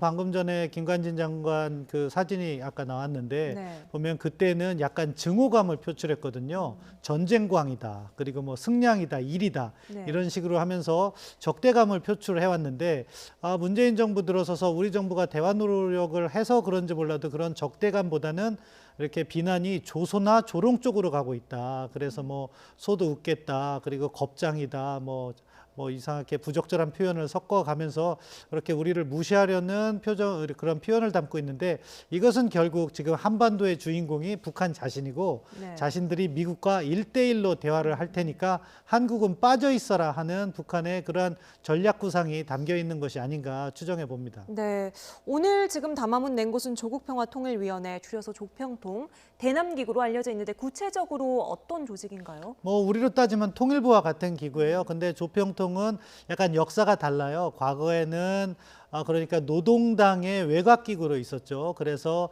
통일전선부 산하에 있었는데 네. 통일전선부는 어떻게 보면 우리의 국정원과 유사한 기능을 했어요. 그렇기 때문에 어떻게 보면 은밀한 작업을 해야 되는 거고, 그런 것을 공개적으로 성명을 발표하거나 할 때 조평통을 활용했던 거죠. 그러다가 2016년에 북한의 국무위원회를 만들면서 김정은 위원장이 국무위원장으로 이렇게 등극하게 되는데, 그 산하로서 조평통을 일종의 정부기구로서 이렇게 가져다 놓은 거죠. 앞서 지난 11일에는 북한 외무성 명의로 담화문이 나왔는데요. 그때도 뭐 출처는 다르지만 굉장히 표현들이 원색적이고 국가기관이나 정부가 냈다고 좀 믿기 힘든 문구들이 많았거든요. 예, 뭐 북한과 같은 경우에는 사실 성명, 특히 비난 성명을 낼 때는 원색적인 표현을 사용합니다. 그래서 좀 세종대왕께서 좀 안타까울 거라고 생각하는데, 뭐 외무성과 조평통의 역할은 확실히 다른 것 같아요. 외무성과 같은 경우에는 1차적으로 미국에 대해서 메시지를 발신하는 거고요. 네. 조평통과 같은 경우에는 한국에 대해서 대남 문제를 전담하고 있는데, 사실 최근에는 외무성이 주도하면서 조평통 발언은 잘 나오지 않았습니다. 예. 그런데 이번에 이제 조평통에 나온 것은 역시 어제 우리 문재인 대통령께서 8.15 기념사를 통해서 던진 메시지를 북한 정권 차원에서 반박해야겠다 하는 그런 나름대로의 계산이 있었던 것 같습니다. 네, 이 담화문은 어느 선에서 최종 승인하게 되는 건가요? 사실 일반적인 내용이라면은 최고 지도자까지 가진 않을 텐데, 이거 보면 남조선 당국자라는 표현이 있지 않습니까? 예. 그것은 우리 대통령을 지칭하는 거거든요. 예. 그럴 때는 뭐 이렇게 저도 조사를 해봤는데, 최고 지도자, 그러니까 김정은의 승인을 얻어야지 한국의 대통령을 비난할 수 있다. 그 점에서는 이러한 메시지들이 김정은의 승인을 얻고 이렇게 진행되는 것이 아닐까. 그런 점에서는 사실 북한의 고립을 탈피시켜주고 대화로 이끌어준 것이 우리 정부 문재인 대통령이었는데, 참 아쉬운 점이 크다고 말할 수 있겠습니다. 네, 차 교수님, 이렇게 일반적인 우리 정치권의 시각에서 봤을 때 북한의 이 같은 좀 변화, 좀 달라진 모습들, 또 조소하는 듯한 이런 모습에는 좀 정치권에서 우리 정부가 어떻게 대응하기를 기대하고 있습니까? 지금 야당 입장에서는 보면 지금 결국 북한이 근본적으로 하나도 바뀐 것은 없다. 뭐 지난번 남북 정상회담을 통해서 비핵화 의지를 이야기했다고 하지만, 결국은 북한이 지금 남한에 대한 무력 도발, 무력 흑화 이러한 근본적인 방침은 변함이 없다. 그렇다고 한다면 지금 보수 야당 입장에서는 9.19 군사 합의 정도를 우리가 먼저 깨는 한이 있더라도 단호한 대응을 해야 된다는 것이 지금 보수 야당의 입장인데요. 그러나 정부의 고민도 상당히 큰 것 같습니다. 왜냐하면 지금 당장 북한의 입장에서 지금 강하게 반발하는 첫 번째 이유는, 가장 근본적인 이유는 지금 한미연합훈련에 대한 반발이라는 것이고, 두 번째는 작년에 9.19 평양 공동선언을 통해서 상당히 남북관계 진전을 통해서 그러니까 미국의 북한에 대한 대북 제재 완화를 기대했던 김정은 입장에서는 실질적으로 변한 것이 아무것도 없다. 그렇다고 한다면 남한 정부의 역할이 도대체 무엇이냐, 거기에 대한 근본적인 의문을 품고 있다는 거 아닙니까? 그렇다고 해서 우리가 지금 적자적으로 정부 입장, 또 여당 입장에서 지금 그 모든 것을 전면적인 관계를 부인할 수는 없다. 궁극적으로는 이 지금 한미연합훈련, 군사훈련이 끝나고 북미 간 기본 식물 간 협상이 재개된다고 한다면 대화의 기조는 그대로 유지될 가능성이 있다. 그런 가능성을 보고 지금 정부 여당의 입장에서는 상당히 지금 상황을 좀 전략적으로 인내하는 단계다. 그렇지만 이 보수 야당뿐만 아니라 일반 국민들이 상당히 북한의 조롱과 이 막말에 대해서 상당히 지금 그 감정이 상해 있는 것도 사실이거든요. 바로 그 때문에 오늘 청와대 고위 관계자도 비공개 브리핑을 통해서 북한에 대해서 불만이 있으면 대화의장에서 이야기를 하라고 분명히 이야기를 했고, 오늘 또 통일부 당국자가 공개적으로 북한에 대해서 상당한 경고의 메시지를 보낸 것이 아닐까 하는 생각이 듭니다. 네, 그렇다면 우리 정부의 입장 어느 정도 수준으로 나왔는지 통일부 부대변인의 말 들어보겠습니다. 남북 정상 간 판문점 선언과 평양 공동선언 합의 정신에 부합하지 않을 뿐 아니라 남북 관계 발전에도 전혀 도움이 되지 않는다는 점을 분명하게 지적하고자 합니다. 네, 공식 브리핑에서 이 정도 수준으로 대응했지만 사실은 뭐 통일부 관계자 비공개적으로는 도를 넘은 무례한 행위다 이 정도까지는 이야기를 한 것 같더라고요. 이제 거기에 우리 정부의 진심이 담겨 있다고 생각합니다. 얼마나 불편하겠습니까? 나름대로 북한을 위해서 많은 노력을 했는데 그것을 갖다가 은혜를 갖다가 제대로 갚지는커녕 조롱을 하고 있는 상황이기 때문에 무언가 메시지를 전달해야겠다. 그래서 역할 분담을 한 것 같아요.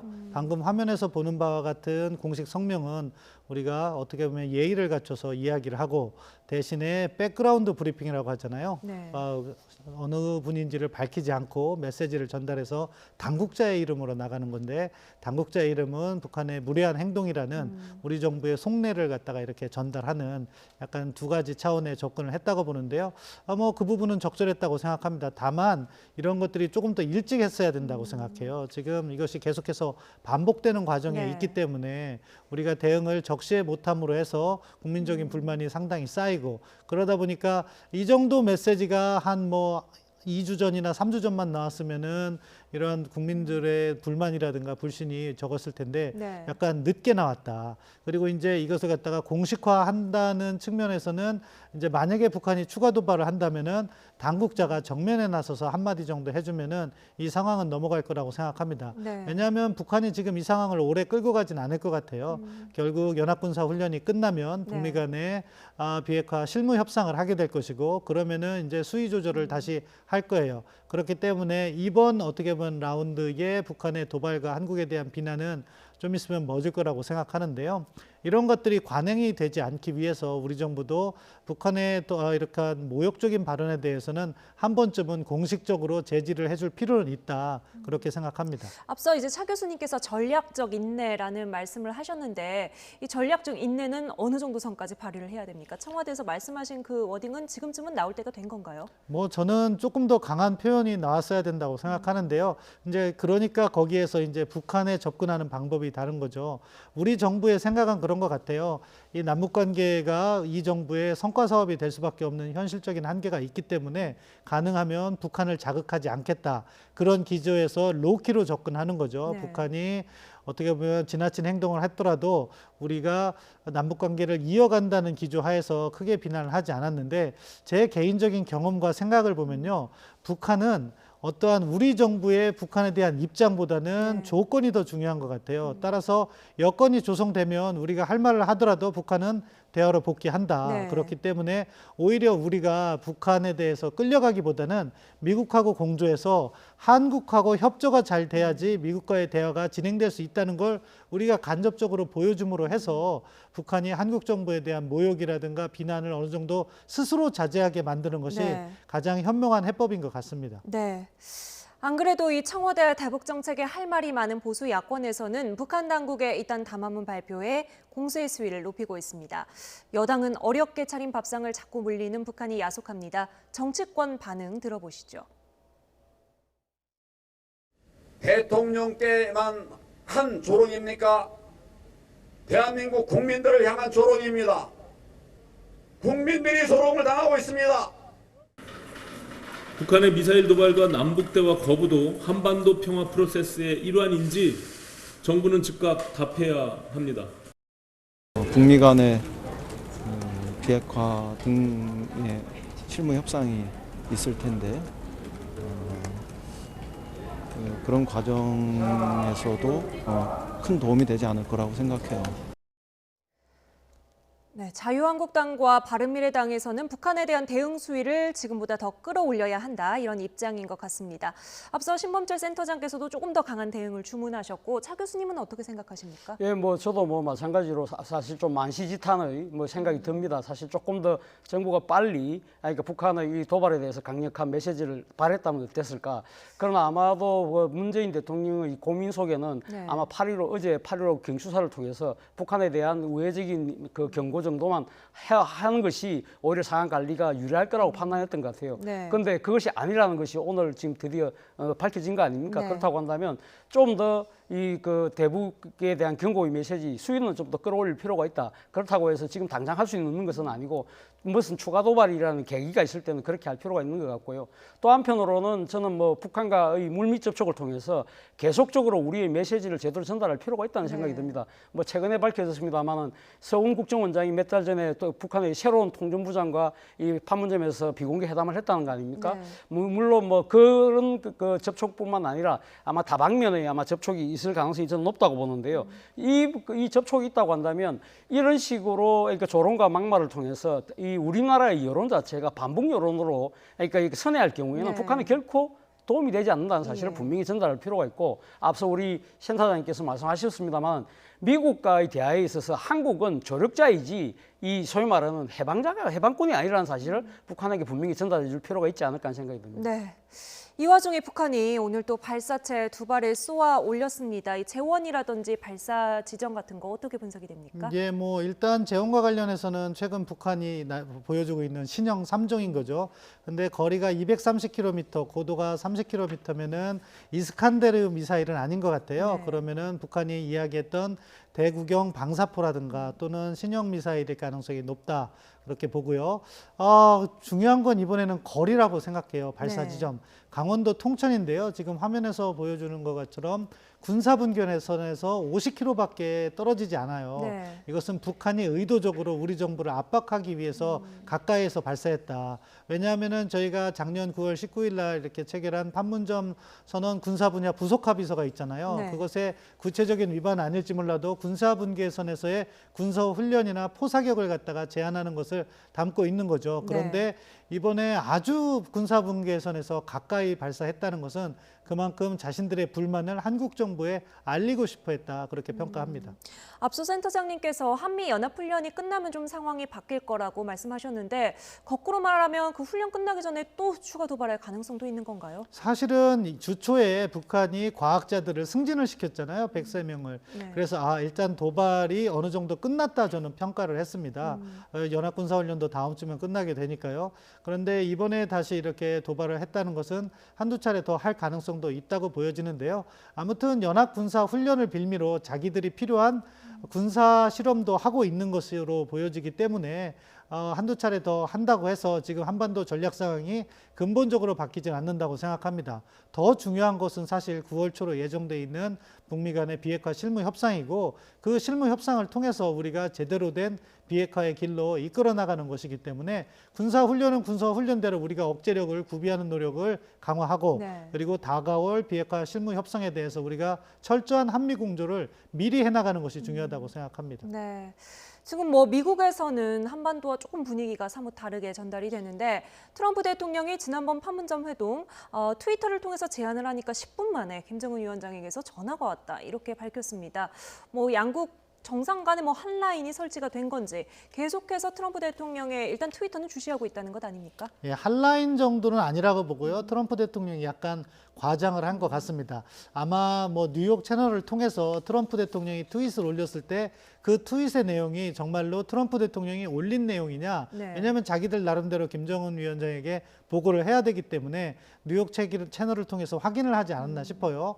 그거를 또 트럼프 대통령은 과장을 하면서 10분 만에 전화가 왔다. 마치 김정은 위원장이 자기에게 직접 전화한 것처럼 표현을 했는데 그건 아니라고 생각하고 뭐 지금 미국과 북한 간에는 소통이 되고 있다. 그것은 트럼프 대통령이 이미 여러 차례 밝힌 바 있어요. 친서도 3쪽짜리 아름다운 편지가 왔다는 점도 있고 또 연합군사훈련이 끝나면 비핵화 실무협상을 할 거라고도 이야기했고 그런 측면에서 북한의 관점에서 다시 돌아보면은 미국과의 대화는 이어간다. 그리고 그 대화를 통해서 자기들이 한반도의 주인공인 것을 갖다가 확실히 각인시킨다. 그 과정에서 한국 정부는 소외시킨다. 이런 정도의 셈법을 가지고 현재 협상에 임하고 있다. 그렇게 생각합니다. 네, 그렇군요. 뭐 그래도 이렇게 이 대화 국면까지 오기까지 우리 정부가 한 역할이 적지 않은데 이렇게 조소하는 상황은 좀 안타깝습니다. 신범철 센터장 여기서 먼저 인사드리죠. 오늘 말씀 감사합니다. 네, 정치권은 이달 말로 예정된 인사청문회. 무엇보다 조국 법무부 장관 후보자의 청문회를 앞두고 여야가 화력을 끌어모으고 있습니다. 익숙한 의혹들이 조 후보자를 겨냥해서도 제기되고 있는데요. 두 번째 주제어 영상으로 보시죠.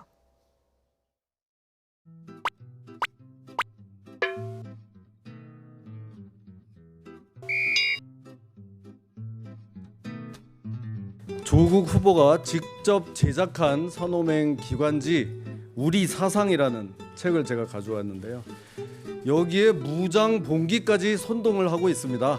조국 후보는 이석기 아로보다도 대한민국에 훨씬 더 위험한 인물이다. 후보자 및 후보자 가족을 둘러싼 위장 이혼 의혹, 부동산 위장 거래 의혹, 그리고 위장 전입 의혹 등 이른바 위장 삼관왕 후보가 아닌가 그런 의혹이 강하게 제기됩니다. 사회주의 논란과 자본주의 논란을 동시에 일으킨 역대 최초의 장관 후보자입니다. 산호맹으로 사회주의 혁명을 추구하다가 사모펀드로 자본주의적 재테크를 했다 하니 눈부신 변신이라고 할 수 있겠습니다. 법적으로 어떤 문제가 있는 것이냐 그랬을 때 법적으로도 문제가 없는 것으로 확인되었기 때문에 조국 내정자가 장관 되는데 무슨 결정적 하자다 이렇게 보기는 어렵다고 봅니다.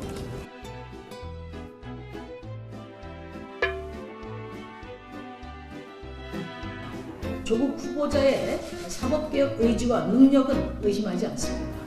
그러나 폴리페서 논란처럼 자신이 쳐놓은 그물에 걸려있는 문제들이 있습니다. 조국 후보자가 어떻게 국민들을 설득할지 지켜보겠습니다.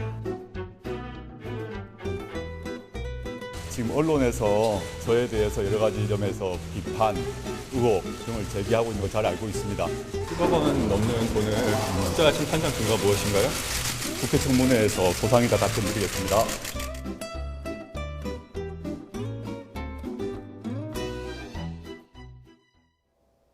네, 이현종 문화일보 논설위원도 함께합니다. 안녕하세요. 네, 안녕하세요.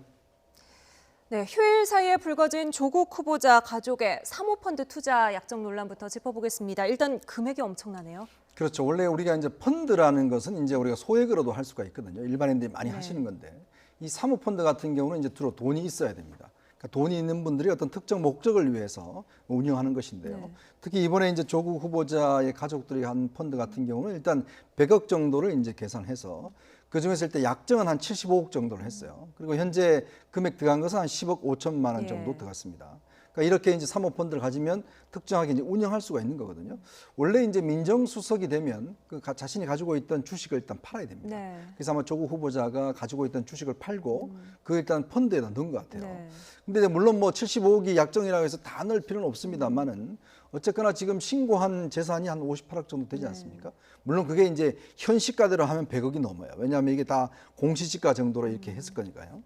근데 문제는 이렇게 전체 자신의 재산보다 많은 어떤 약정금을 했다는 것뿐만 아니라 더군다나 일반인들이 하기 어려운 사모펀드에 투자했다는 거, 더군다나 또 자녀들도 함께 여기에 같이 투자를 했다는 것들, 뭐 그런 걸 비춰보면 이 민정수석이 사실 업무가 공직 이제 인사 검증이지 않습니까? 그러면 많은 이런 것들 검증하는데 그 주요 업무를 맡았던 조국석이 왜 이런 사모펀드를 했을까? 저는 아직까지도 좀 궁금증이 해소가 되지가 않습니다. 예. 공교롭게도 말씀하신 것처럼 민정수석에 임명되고 얼마 되지 않아서 수십억을 투자 약정한 점이 석연치 않다는 지적인데요. 자유한국당 윤영석 의원의 말 들어보겠습니다. 깜깜이 사모펀드에 대한 그런 자기 재산 56보다 많은 것을 출자를 하겠다는 것을 이게 심각한 게요. 청와대 수석으로 임명되자 말자 이러한 그 행위를 한 것입니다. 그래서 이러한 것이 과연 공직자로서 어떤 본분을 인식하고 있는 분인지 하는 것을 지적하지 않을 수 없고 지금이라도 문재인 대통령께서 좀 철회를 해주시길 바랍니다.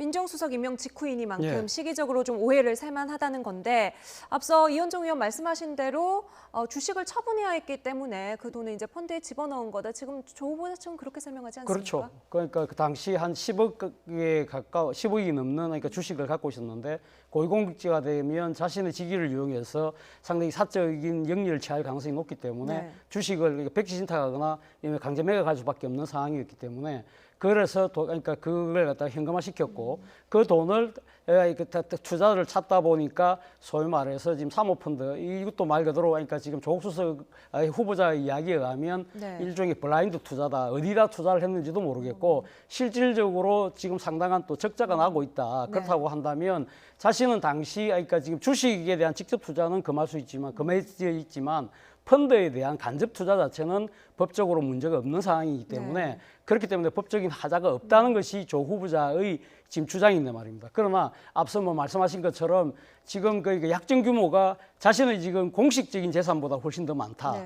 그리고 지금 운용사 자체가 상당히 알려지지 않은 회사인데 이 회사에 뭘 믿고 했을까? 그리고 앞서 말씀하신 것처럼 자신의 자녀에게 5천만 원씩 정여세를 물면서까지 자녀 두 사람 이름으로 1억을 태운 그 부분이 과연 왜 이랬을까? 그렇다고 한다면 그 10억이라는 돈을 그러면 좀 굴려서 이익을 취하려고 했던 것이 아닐까라는 시각이 커질 수밖에 없다는 것이죠. 그렇다고 한다면 권력도 쥐고 결국 돈도 굴리고 꺽 먹고 알 먹고 하는 것이 아닐까라는 것이 지금 그러니까 야당의 비판 어린 시각이라는 겁니다. 예. 그런가 하면 자유한국당의 주광덕 의원은 조 후보자 가족의 재산 문제를 주로 짚으면서 위장 상관왕이다 이런 이름을 붙였습니다. 여기에 조 후보자 동생 부부의 이혼 문제가 등장하는데요. 어떤 이야기인지 먼저 들어보시죠. 어떻게 공교롭게 이혼한 동서, 전 동서에게 이 두 채의 아파트 거래가 이렇게 이루어지는지, 또한 조모 여인 앞으로 돼 있는 그 빌라에 대해서 불과 금년 지난달 7월 28일 날 후보자의 아내가 임대인이 되고 소유자인 조모 여인이 임차인이 되고 또 시가에도 맞지 않게 보증금 1,600만 원에 월 40만 원으로 임대차 계약을 하는지, 이게 국민 상식상 도저히 납득할 수 없는 그런 의혹이 있습니다. 네, 복잡한데요. 일단 가족들의 재산 문제의 작고한 부친이 남긴 부채가 좀 문제가 있었나 봐요. 네, 원래 부친께서 이제 웅동학원이라고 이제 학교 사업을 하셨습니다. 그 학교 사업을 한과 동시에 또 고려종합건설이라는 이제 건설회사를 하셨어요. 근데 이제 동생이 이제 또 건설업을 했습니다. 이 동생이 이제 아버지가 있는 학원에 이제 건물을 짓는 거예요. 근데 문제는 이게 이제 좀 잘못돼서 아버지가 돌아가시면서 거의 이제 재산을 남기지 않고 오히려 사실상 부채를 많이 남겼습니다. 그러니까 지금 뭐 기술신보라든 이런 데 한 50억 가량의 이제 부채를 남긴 거예요. 근데 당시 연대보증인으로 지금 어머니와 친동생이 이제 그 연대보증인이 돼 있습니다. 그럼 어떤 우리가 이제 어떤 부채를 남기게 되면 연대보증인들이 그걸 갚아야 되거든요. 이제 그렇게 될 경우에 만약에 이제 부부가 결혼을 하고 있으면 이 부부의 재산을 가지고 있으면 다 이제 부채 갚는데 강제로 써야 되지 않습니까? 그러니까 이제 보니까 지금 동생 부부 같은 경우는 이혼을 했는데 한 10년 전에 이혼을 했어요. 그러니까 우리가 보통 이혼을 하면 거의 뭐 남남이 되지 않습니까? 근데 이제 이 조국 후보자의 동생 같은 경우는 이혼을 했는데 동생의 전처가 사실은 이제 지금 현재 집을 조국 후보자 2017년도에 다주택 문제를 해결하면서 부산에 있는 집을 이제 이 전처가 샀거든요. 또 하나는 빌라를 가지고 있는데 그 빌라를 이 이제 전처 이름으로 가지고 있어요. 근데 그 집에는 누가 살고 있냐면 조 후보자의 어머님이 살고 계십니다.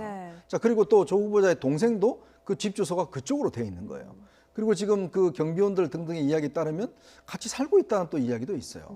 자, 그러니까 지금 야당의 주광덕 의원이 주장하는 게 뭐냐 하면 이 부채를 승계받는 것을 끊기 위해서, 그러니까 예를 들어서 이제 이혼을 해버리면 승계가 안 되잖아요. 그걸 끊기 위해서 위장 이혼한 게 아니냐. 부부의 재산을 부인이 가져가고. 그러니까 어떤 면에서 보면 어떤 재산을 그 빚을 갚아야 되는데 빚을 갚을 수가 없으니까 그래서 이제 이혼을 하면서 결국은 실제 재산은 이제 동생 전처 이름으로 돼 있고 실제 그 운영하고 있고 이제 그렇기 때문에 이거는 조금의 도덕성과 또 현행 법으로도 상당히 문제가 있는 것이 아닌가라는 게 이제 주광덕 의원 질문인데 이런 좀 의심되는 측면이 있어요. 왜냐하면 소유관계 예를 들어서 우리가 뭐 이혼하게 되면 사실 동생의 전처하고는 좀 사이가 끊는 것이 한데 굉장히 부동산 관련해서 직접적으로 거래를 많이 합니다. 그리고 또 그 소유주가 전처가 가지고 있는데 거기에 또 어머님이 살고 계세요. 이제 거기에 또 계약 관계를 해서 이게 또 계약서가 잘못됐다 그러긴 하는데 또 이걸 임대를 계약을 합니다. 지금 현재 조 후보자의 부인과. 근데 그게 또 서로 임차 임대인이 또 바뀌어 있어요. 이제 그런 걸로 비춰보면 이혼을 한 뒤에도 굉장히 밀접한 관계가 있었구나. 그리고 또 왜 이혼한 전처에게 이렇게 재산이 현재 거래를 할까? 이런 부분에 대한 의문이 있는 거죠. 네, 뭐 조 후보자의 해명도 궁금하고요. 이 부분이 이제 본인 개인의 재산 문제는 아닌데 이것이 이제 큰 결격 사유가 될 수 있는지 부분도 궁금한데요. 일단 뭐 조 후보자가 이 부분에 대해서 어떻게 해명을 했는지는 즉각 알려지지는 않고 있습니다. 아마 지금 그 가족들 특히 그러니까 지금 형제와 또 전처의 문제이기 때문에 이 부분에 대해서는 아마 지금 법무부의 지금 청문회 그러니까 준비단에서 사실관계를 아직 정확하게 파악을 하지 않은 것 같아요. 네. 그렇기 때문에 뭐 정확하게 지금 어떤 이야기가 나올지 모르겠습니다만 문제는 그 동생 부부의 위장이혼 자체가 일종의 그러니까 재산을 숨기기 위한 것이라고 한다면 이 부분에서 조국 근데 후보자의 그러니까 좀 책임이 부글질 수 있는 문제는 그러니까 자신의 동생이 앞서 그 설명을 하셨던 조국 부친이 이 운영했다는 운동학원이라는 네. 그 학원에 소송을 제기를 했다는 겁니다. 소송을 제기하고 결국 그 동생이 그 소송에서 이겼습니다. 네. 이겨가지고 한 50억 정도를 지금 그러니까 받아내게 되는 그런 상황인데 이 위장 그러니까 이혼이 있는 그러니까 의혹이 있는 동생이 그런 식으로 재산을 빼돌리는 과정에서 그런 식의 여러 가지 불법과 편법을 자행하고 그리고 결국은 웅동학원으로부터 돈은 자기 주머니에 챙기는 네. 그런 상황이 된다고 했을 때 만약 그때 당시에 조 후보자가 웅동학원의 이사로 재직하고 있다는 겁니다. 네. 그렇기 때문에 만약에 그렇다고 한다면 이런 일들이 실질적으로 진행되고 있다고 한다면 그럼 조 후보자가 이걸 몰랐을 것인가? 네. 동생의 일이고 또 아버지와 관련된 또 가족 간의 일들인데 네. 이러한 부분들을 과연 그러니까 운동학원의 이사로 재직했던 조 후보자가 전혀 몰랐다고 발뺌할 수 있을 것인가? 네. 이 부분에서는 명쾌한 해명이 있어야만 이 국민적 의혹을 벗을 수 있다는 것이 야당의 주장입니다. 네, 동생의 위장 이혼 그리고 위장 거래 문제까지 짚어봤고요. 위장 전입 문제도 제기했어요. 그러니까 참 이게 조 후보자가 말빛을 지금 많이 얻는 것 같아요. 왜냐하면 조 후보자가 옛날에 언론사 기고문이라든지 이런 칼럼을 통해서 이 위장 전입 문제에서 굉장히 어떤 질타를 많이 했습니다. 또 특히 이제 이명박 정부 시절에 당시 위장 전입 문제 때문에 이제 낙마한 분들이 많았거든요. 그러니까 정말 시민들의 어떤 정말 가슴을 후비는 일이다라고 이야기를 했는데 정작 자기가 지금 딱 보니까 1999년도에 당시에 이제 그 울산대 교수를 했어요. 그리고 네. 자녀가 2명이 있습니다. 이제 큰 자녀 같은 경우 딸인데 이제 취학 연령이 됐어요. 그러니까 울산대 교수로 있으면서 주소는 이제 부산에 네. 있었죠. 부인하고. 근데 문제는 딸과 자기만 주소를 서울 송파구 아파트로 옮깁니다. 자, 그럼 이건 어떤 면에서 보면 이제 사실 주거지는 거긴데 이게 350km 떨어져 있거든요. 그러면 옮긴 거는 어떤 면에서 보면 정말 딸의 어떤 학교 때문에 옮긴 게 아니냐는 지금 위장 전입 의혹이 있는 거예요. 네네. 자, 근데 문제는 뭐냐 하면 사실 조 후보자가 이렇게 본인 스스로가 위장 전입에 대해서 정말 나쁜 것이다라고 이야기를 하고 인맥과 뭐 이거 돈도 없으면 이거 뭐 서민들은 못 하는데 네. 이렇게 한다고 질타를 했는데 문제는 이제 본인이 민정수석이었잖아요. 그때 또 위장 전입 문제가 많았어요. 그때 어떤 규정을 뒀나 하면 2015년 이후에 2번 한 사람만 문제 삼겠다라고 이야기를 한 거예요. 네. 그러니까 지금 자기가 딱 보니까 이거는 그 전 일이기 때문에 문제가 안 된다라고 또 이제 이야기를 하고 있는 거거든요. 네. 자, 그러면 우리가 이걸 어떻게 받아들일까요? 어떤 면에서 보면 자신이 인사검증을 하고 기준을 만들었던 사람이고 본인 입으로 그렇게 위장 전입 안 된다라고 정말 이건 나쁜 짓이다라고 이야기를 했으면서 네. 나는 1999년도 했기 때문에 문제가 안 된다. 나는 뭐 그 자녀의 어떤 학교 때문에 이사를 왔다 갔다 해서 이거는 별 문제가 안 된다라고 이야기를 할 수 있는 것인지 저는 그런 면에서 본다면 이게 결국 또 본인 스스로에게 또 말로 다시 돌아오는 게 아닌가라는 생각도 듭니다. 네. 그런가 하면 조국 후보자가 지난 여름에 한 일을 알고 있다던 한국당의 김진태 의원은 지난 여름 대신 27년 전 일을 들고 나왔습니다. 들어보시죠. 조국 후보가 직접 제작한 산호맹 기관지 우리 사상이라는 책을 제가 가져왔는데요. 여기에 무장 봉기까지 선동을 하고 있습니다. 조국 후보는 이석기 아로보다도 대한민국에 훨씬 더 위험한 인물이다. 네, 이석기 전 통합진보당 의원보다도 위험한 인물이다. 역시 과거 남한사회주의과학원 활동을 지금 문제 삼는 것 같은데요. 그렇죠. 그러니까 지금 그 조국 후보자가 당시 실형을 선고받았을 때 당시 대부분이 뭐라고 이야기했냐면 이 지금 조국 후보자가 소속되었던 사회과학원이라고 산호맹 그 산하단체입니다. 네. 이 사회과학원이 단순한 사회주의 이론에 관한 학술 연구 단체가 아니다. 대부분 이렇게 판결을 하면서 반제, 반독점, 민중민주주의 혁명을 통한 노동자 계급이 주도가 되는 사회주의 국가를 건설을 주장했다.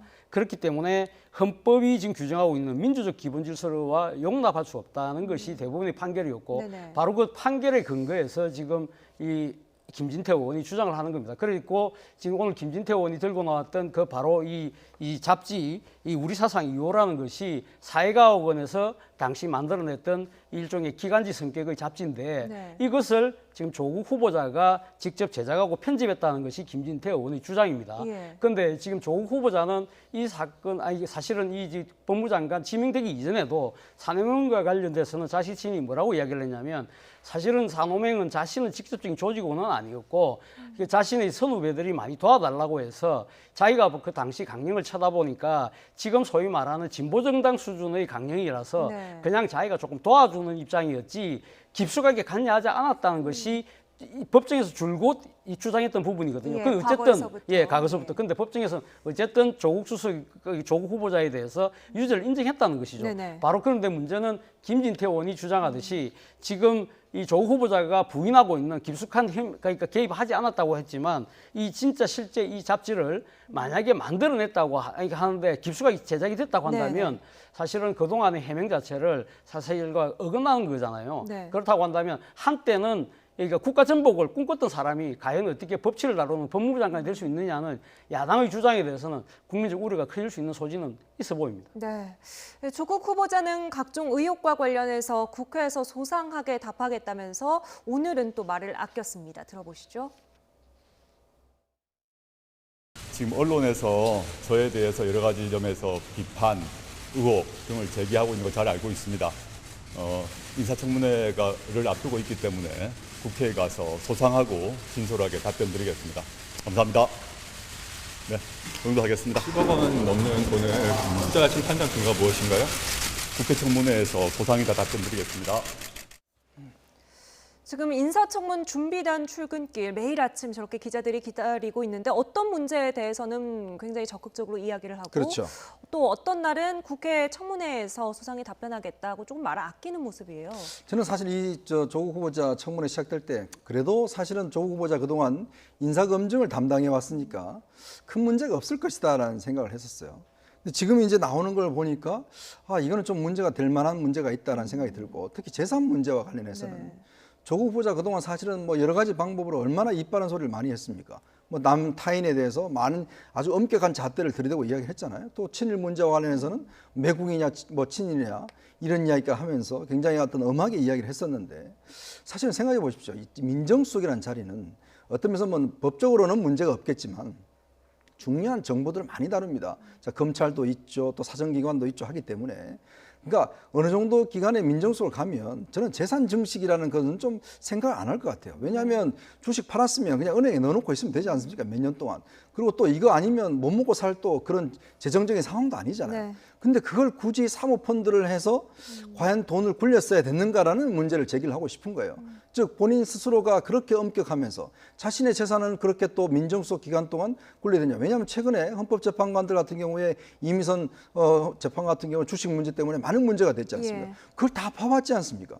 그럼에도 불구하고 왜 자기는 스스로가 그걸 지키지 못했냐는 부분하고 또 하나는 산업맹과 관련해서는 저는 동시대 같은 생활을 살았습니다만은 당시에 산업맹이 굉장히 그 어떤 극좌적인 운동권이었습니다. 그러니까 일반 저희들 운동하는 사람들도 사실 산업맹하고는 좀 거리를 뒀어요.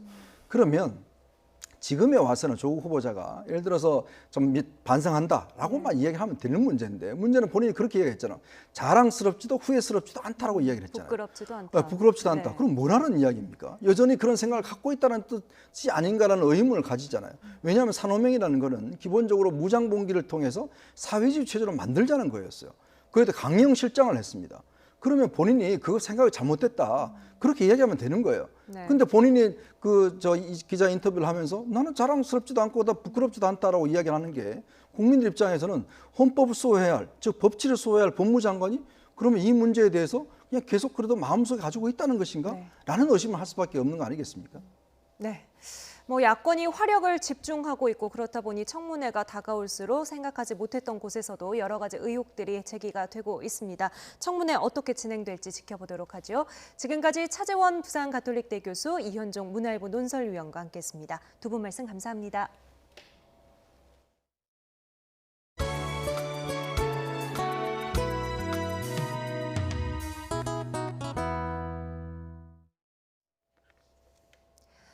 미국 워싱턴에 있는 시민단체들이 광복절을 맞아 일본 대사관 앞에서 전쟁 범죄를 인정하고 위안부 할머니들에게 사과하라고 시위를 벌였습니다.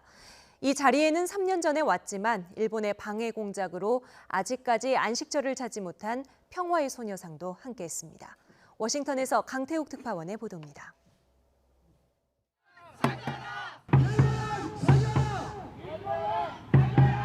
워싱턴에 있는 일본 대사관 앞에 교민과 시민단체 회원 20여 명이 모였습니다. 일본의 전쟁 범죄를 인정하고 위안부 할머니들께 사과하라고 목소리를 높였습니다. 반인륜적 행위 그리고 강제적 노동 착취에 대해 이말의 사과도 없이 당시 모든 불법 행위를 부정하고 부인하고 있다. 전범국 일본의 파렴치한 모습이다. 이어 워싱턴 평화의 소녀상이 영구 전시될 공간을 찾는 것을 방해하지 말라고 촉구했습니다.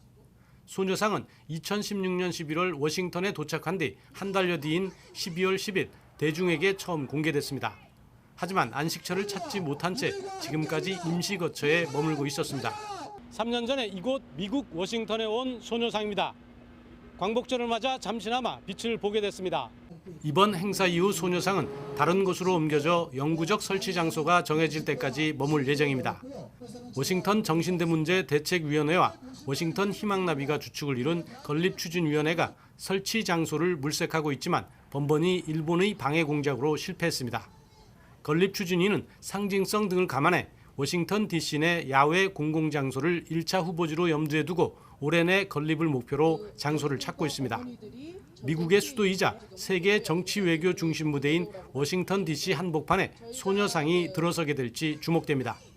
워싱턴에서 YTN 강태욱입니다.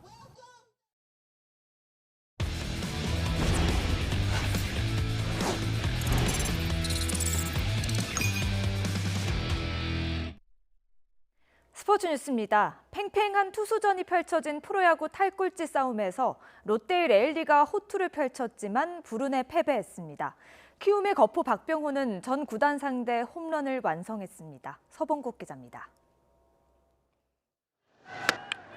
롯데레일리와 하나 서폴드. 두 외국인 투수는 중반까지 팽팽한 투수전을 벌였습니다. 레일리는 2회부터 5회 투아웃까지 10타자를 연속 범타 처리했고 6회 노아웃 2루 위기는 상대 번트 실패와 주루사로 벗어났습니다. 서폴드 역시 1회 고비를 넘긴 뒤 주무기 체인지업과 커브로 무실점을 이어갔습니다. 명함은 7회 엇갈렸습니다. 레일리는 노아웃 2, 3루에서 첫 점수를 내준 뒤 정군에게 적시타까지 맞아 2실점했습니다. 서폴드도 곧바로 한 점을 내줬지만 추가 시점은 없었고 9회 마무리 투수 정우람이 노아웃 2루 상황을 스스로 빠져나오며 게임은 2대1 하나의 승리로 끝났습니다. 레일리는 시즌 16번째 퀄리티 스타트를 기록했지만 빈약한 타선 지원에 시즌 10회째를 안았습니다. 키움은 2회 이정우가 역전 석점 홈런을 날리고 박병호가 전 구단 상대 홈런을 완성하며 시즌 23호 아치를 그려 재역전승했습니다. 기아에이스 양현종은 7이닝 무실점으로 승리의 발판을 놨고 팀은 0대0이던 9회 끝내기 실책으로 결승점을 뽑았습니다. 두산과 KT도 각각 승리했습니다. YTN 서봉국입니다.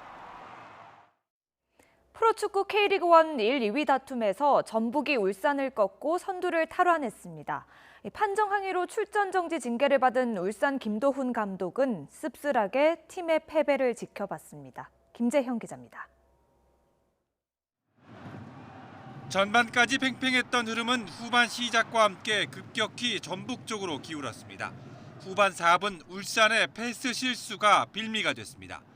전북 문선민이 빠른 돌파로 울산 수비를 흔들어 윤영선의 자책골을 유도했습니다. 2분 뒤 전북은 추가골로 기세를 올렸습니다. 문선민이 밀어주고 로페즈가 마무리, 패스부터 슈팅까지 군더더기 없이 깔끔했습니다. 문선민은 5분 뒤 페널티킥도 얻어냈지만 호사의 슈팅을 울산 김승규가 막아냈습니다. 아쉽게 세 번째 득점을 놓친 전북은 후반 18분 기어이 울산의 골망을 다시 출렁했습니다. 측면 수비수 김진수와 이용이 좌우를 흔들었고 로페즈의 오른발이 한 번 더 빛났습니다. 3대0 완승과 함께 전북은 지난달 30일 울산에 내준 선두 자리를 17일 만에 탈환했습니다. Isso que é importante, todo mundo correu, todo mundo se doou. Eu acabei fazendo 2 gols, outros companheiros também teve chance. Mas é assim, é espírito de guerreiro e até o final desse jeito que a gente vai conseguir nossos objetivos. 울산전 승리로 K리그 통산 400승을 달성한 전북은 15경기 무패를 달렸습니다. 반면 15경기 무패 행진에 마침표를 찍은 울산은 올 시즌 최다 실점 경기로 고개를 숙였습니다. 더구나 판정항의로 5경기 출전 정지를 받은 김도훈 감독의 징계가 4경기나 남아 앞으로 남은 경기 전망도 밝지 않습니다. YTN 김지영입니다. 한국 프로축구연맹이 K리그 선발팀과 유벤투스의 친선 경기에서 호날두가 결장한 것과 관련해 주최사를 상대로 법적 절차를 밟습니다. 프로연맹은 지난달 31일 주최사인 더 페스타에 위약금 청구가 포함된 내용 증명을 보냈지만 지급기한으로 통보한 그제까지 위약금을 받지 못했다고 밝혔습니다. 이에 따라 프로연맹은 다음 주 초 주최사를 상대로 3억 원가량의 위약금 청구 소송을 제기할 방침입니다. 독일을 떠나 카타르 알가라파로 이적한 구자철이 입단식을 치르고 등번호 10번을 배정받았습니다. 2007년 제주에서 프로에 데뷔한 구자철은 2011년부터 독일에서 9년 동안 활약했고 지난해 대표팀에서 은퇴한 데 이어 지난 2일 알가라파와 계약했습니다. 테니스의 황제 로저 페더러가 1시간 만에 신예에게 무릎을 꿇었습니다. 세계 3위 페더러는 미국 신시내티에서 열린 웨스턴 앤 서던 오픈 단식 16강에서 22살 세계 70위 루블레프의 스트로크에 밀려 62분 만에 0대2로 졌습니다. 지난 시즌 남자 프로배구 우리카드의 창단 첫 포스트 시즌 진출을 이끌었던 외국인 공격수 아가메즈가 부상 여파로 올 시즌을 뛰지 못하게 됐습니다. 우리카드는 아가메즈가 허리 통증을 호소해 정밀 검진을 진행한 결과 디스크 파열로 진단돼 외국인 선수 교체를 결정했다고 밝혔습니다.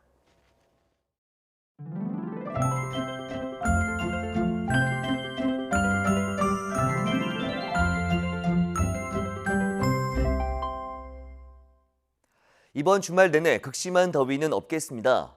우선 밤사이 25도 아래로 기온이 내려가면서 열대야가 나타나는 곳이 많지 않겠고 내일과 모레 서울 낮 기온이 30도로 예년 수준의 여름 날씨를 보이겠습니다. 내일은 전국적으로 구름이 많이 끼겠고 중부지방은 새벽부터 낮 사이, 호남과 영남 내륙에는 오후에 소낙성 비가 내리겠습니다. 비의 양은 5에서 40mm로 많지 않지만 돌풍과 벼락을 동반한 강한 비가 쏟아지는 곳이 있겠습니다. 또 동해안에서는 너울성 파도가 높게 일 것으로 보입니다. 해안가 안전사고에 각별히 유의해 주시기 바랍니다. 내일 낮 기온 중부지방은 오늘과 비슷하겠고 남부지방은 조금 높겠습니다.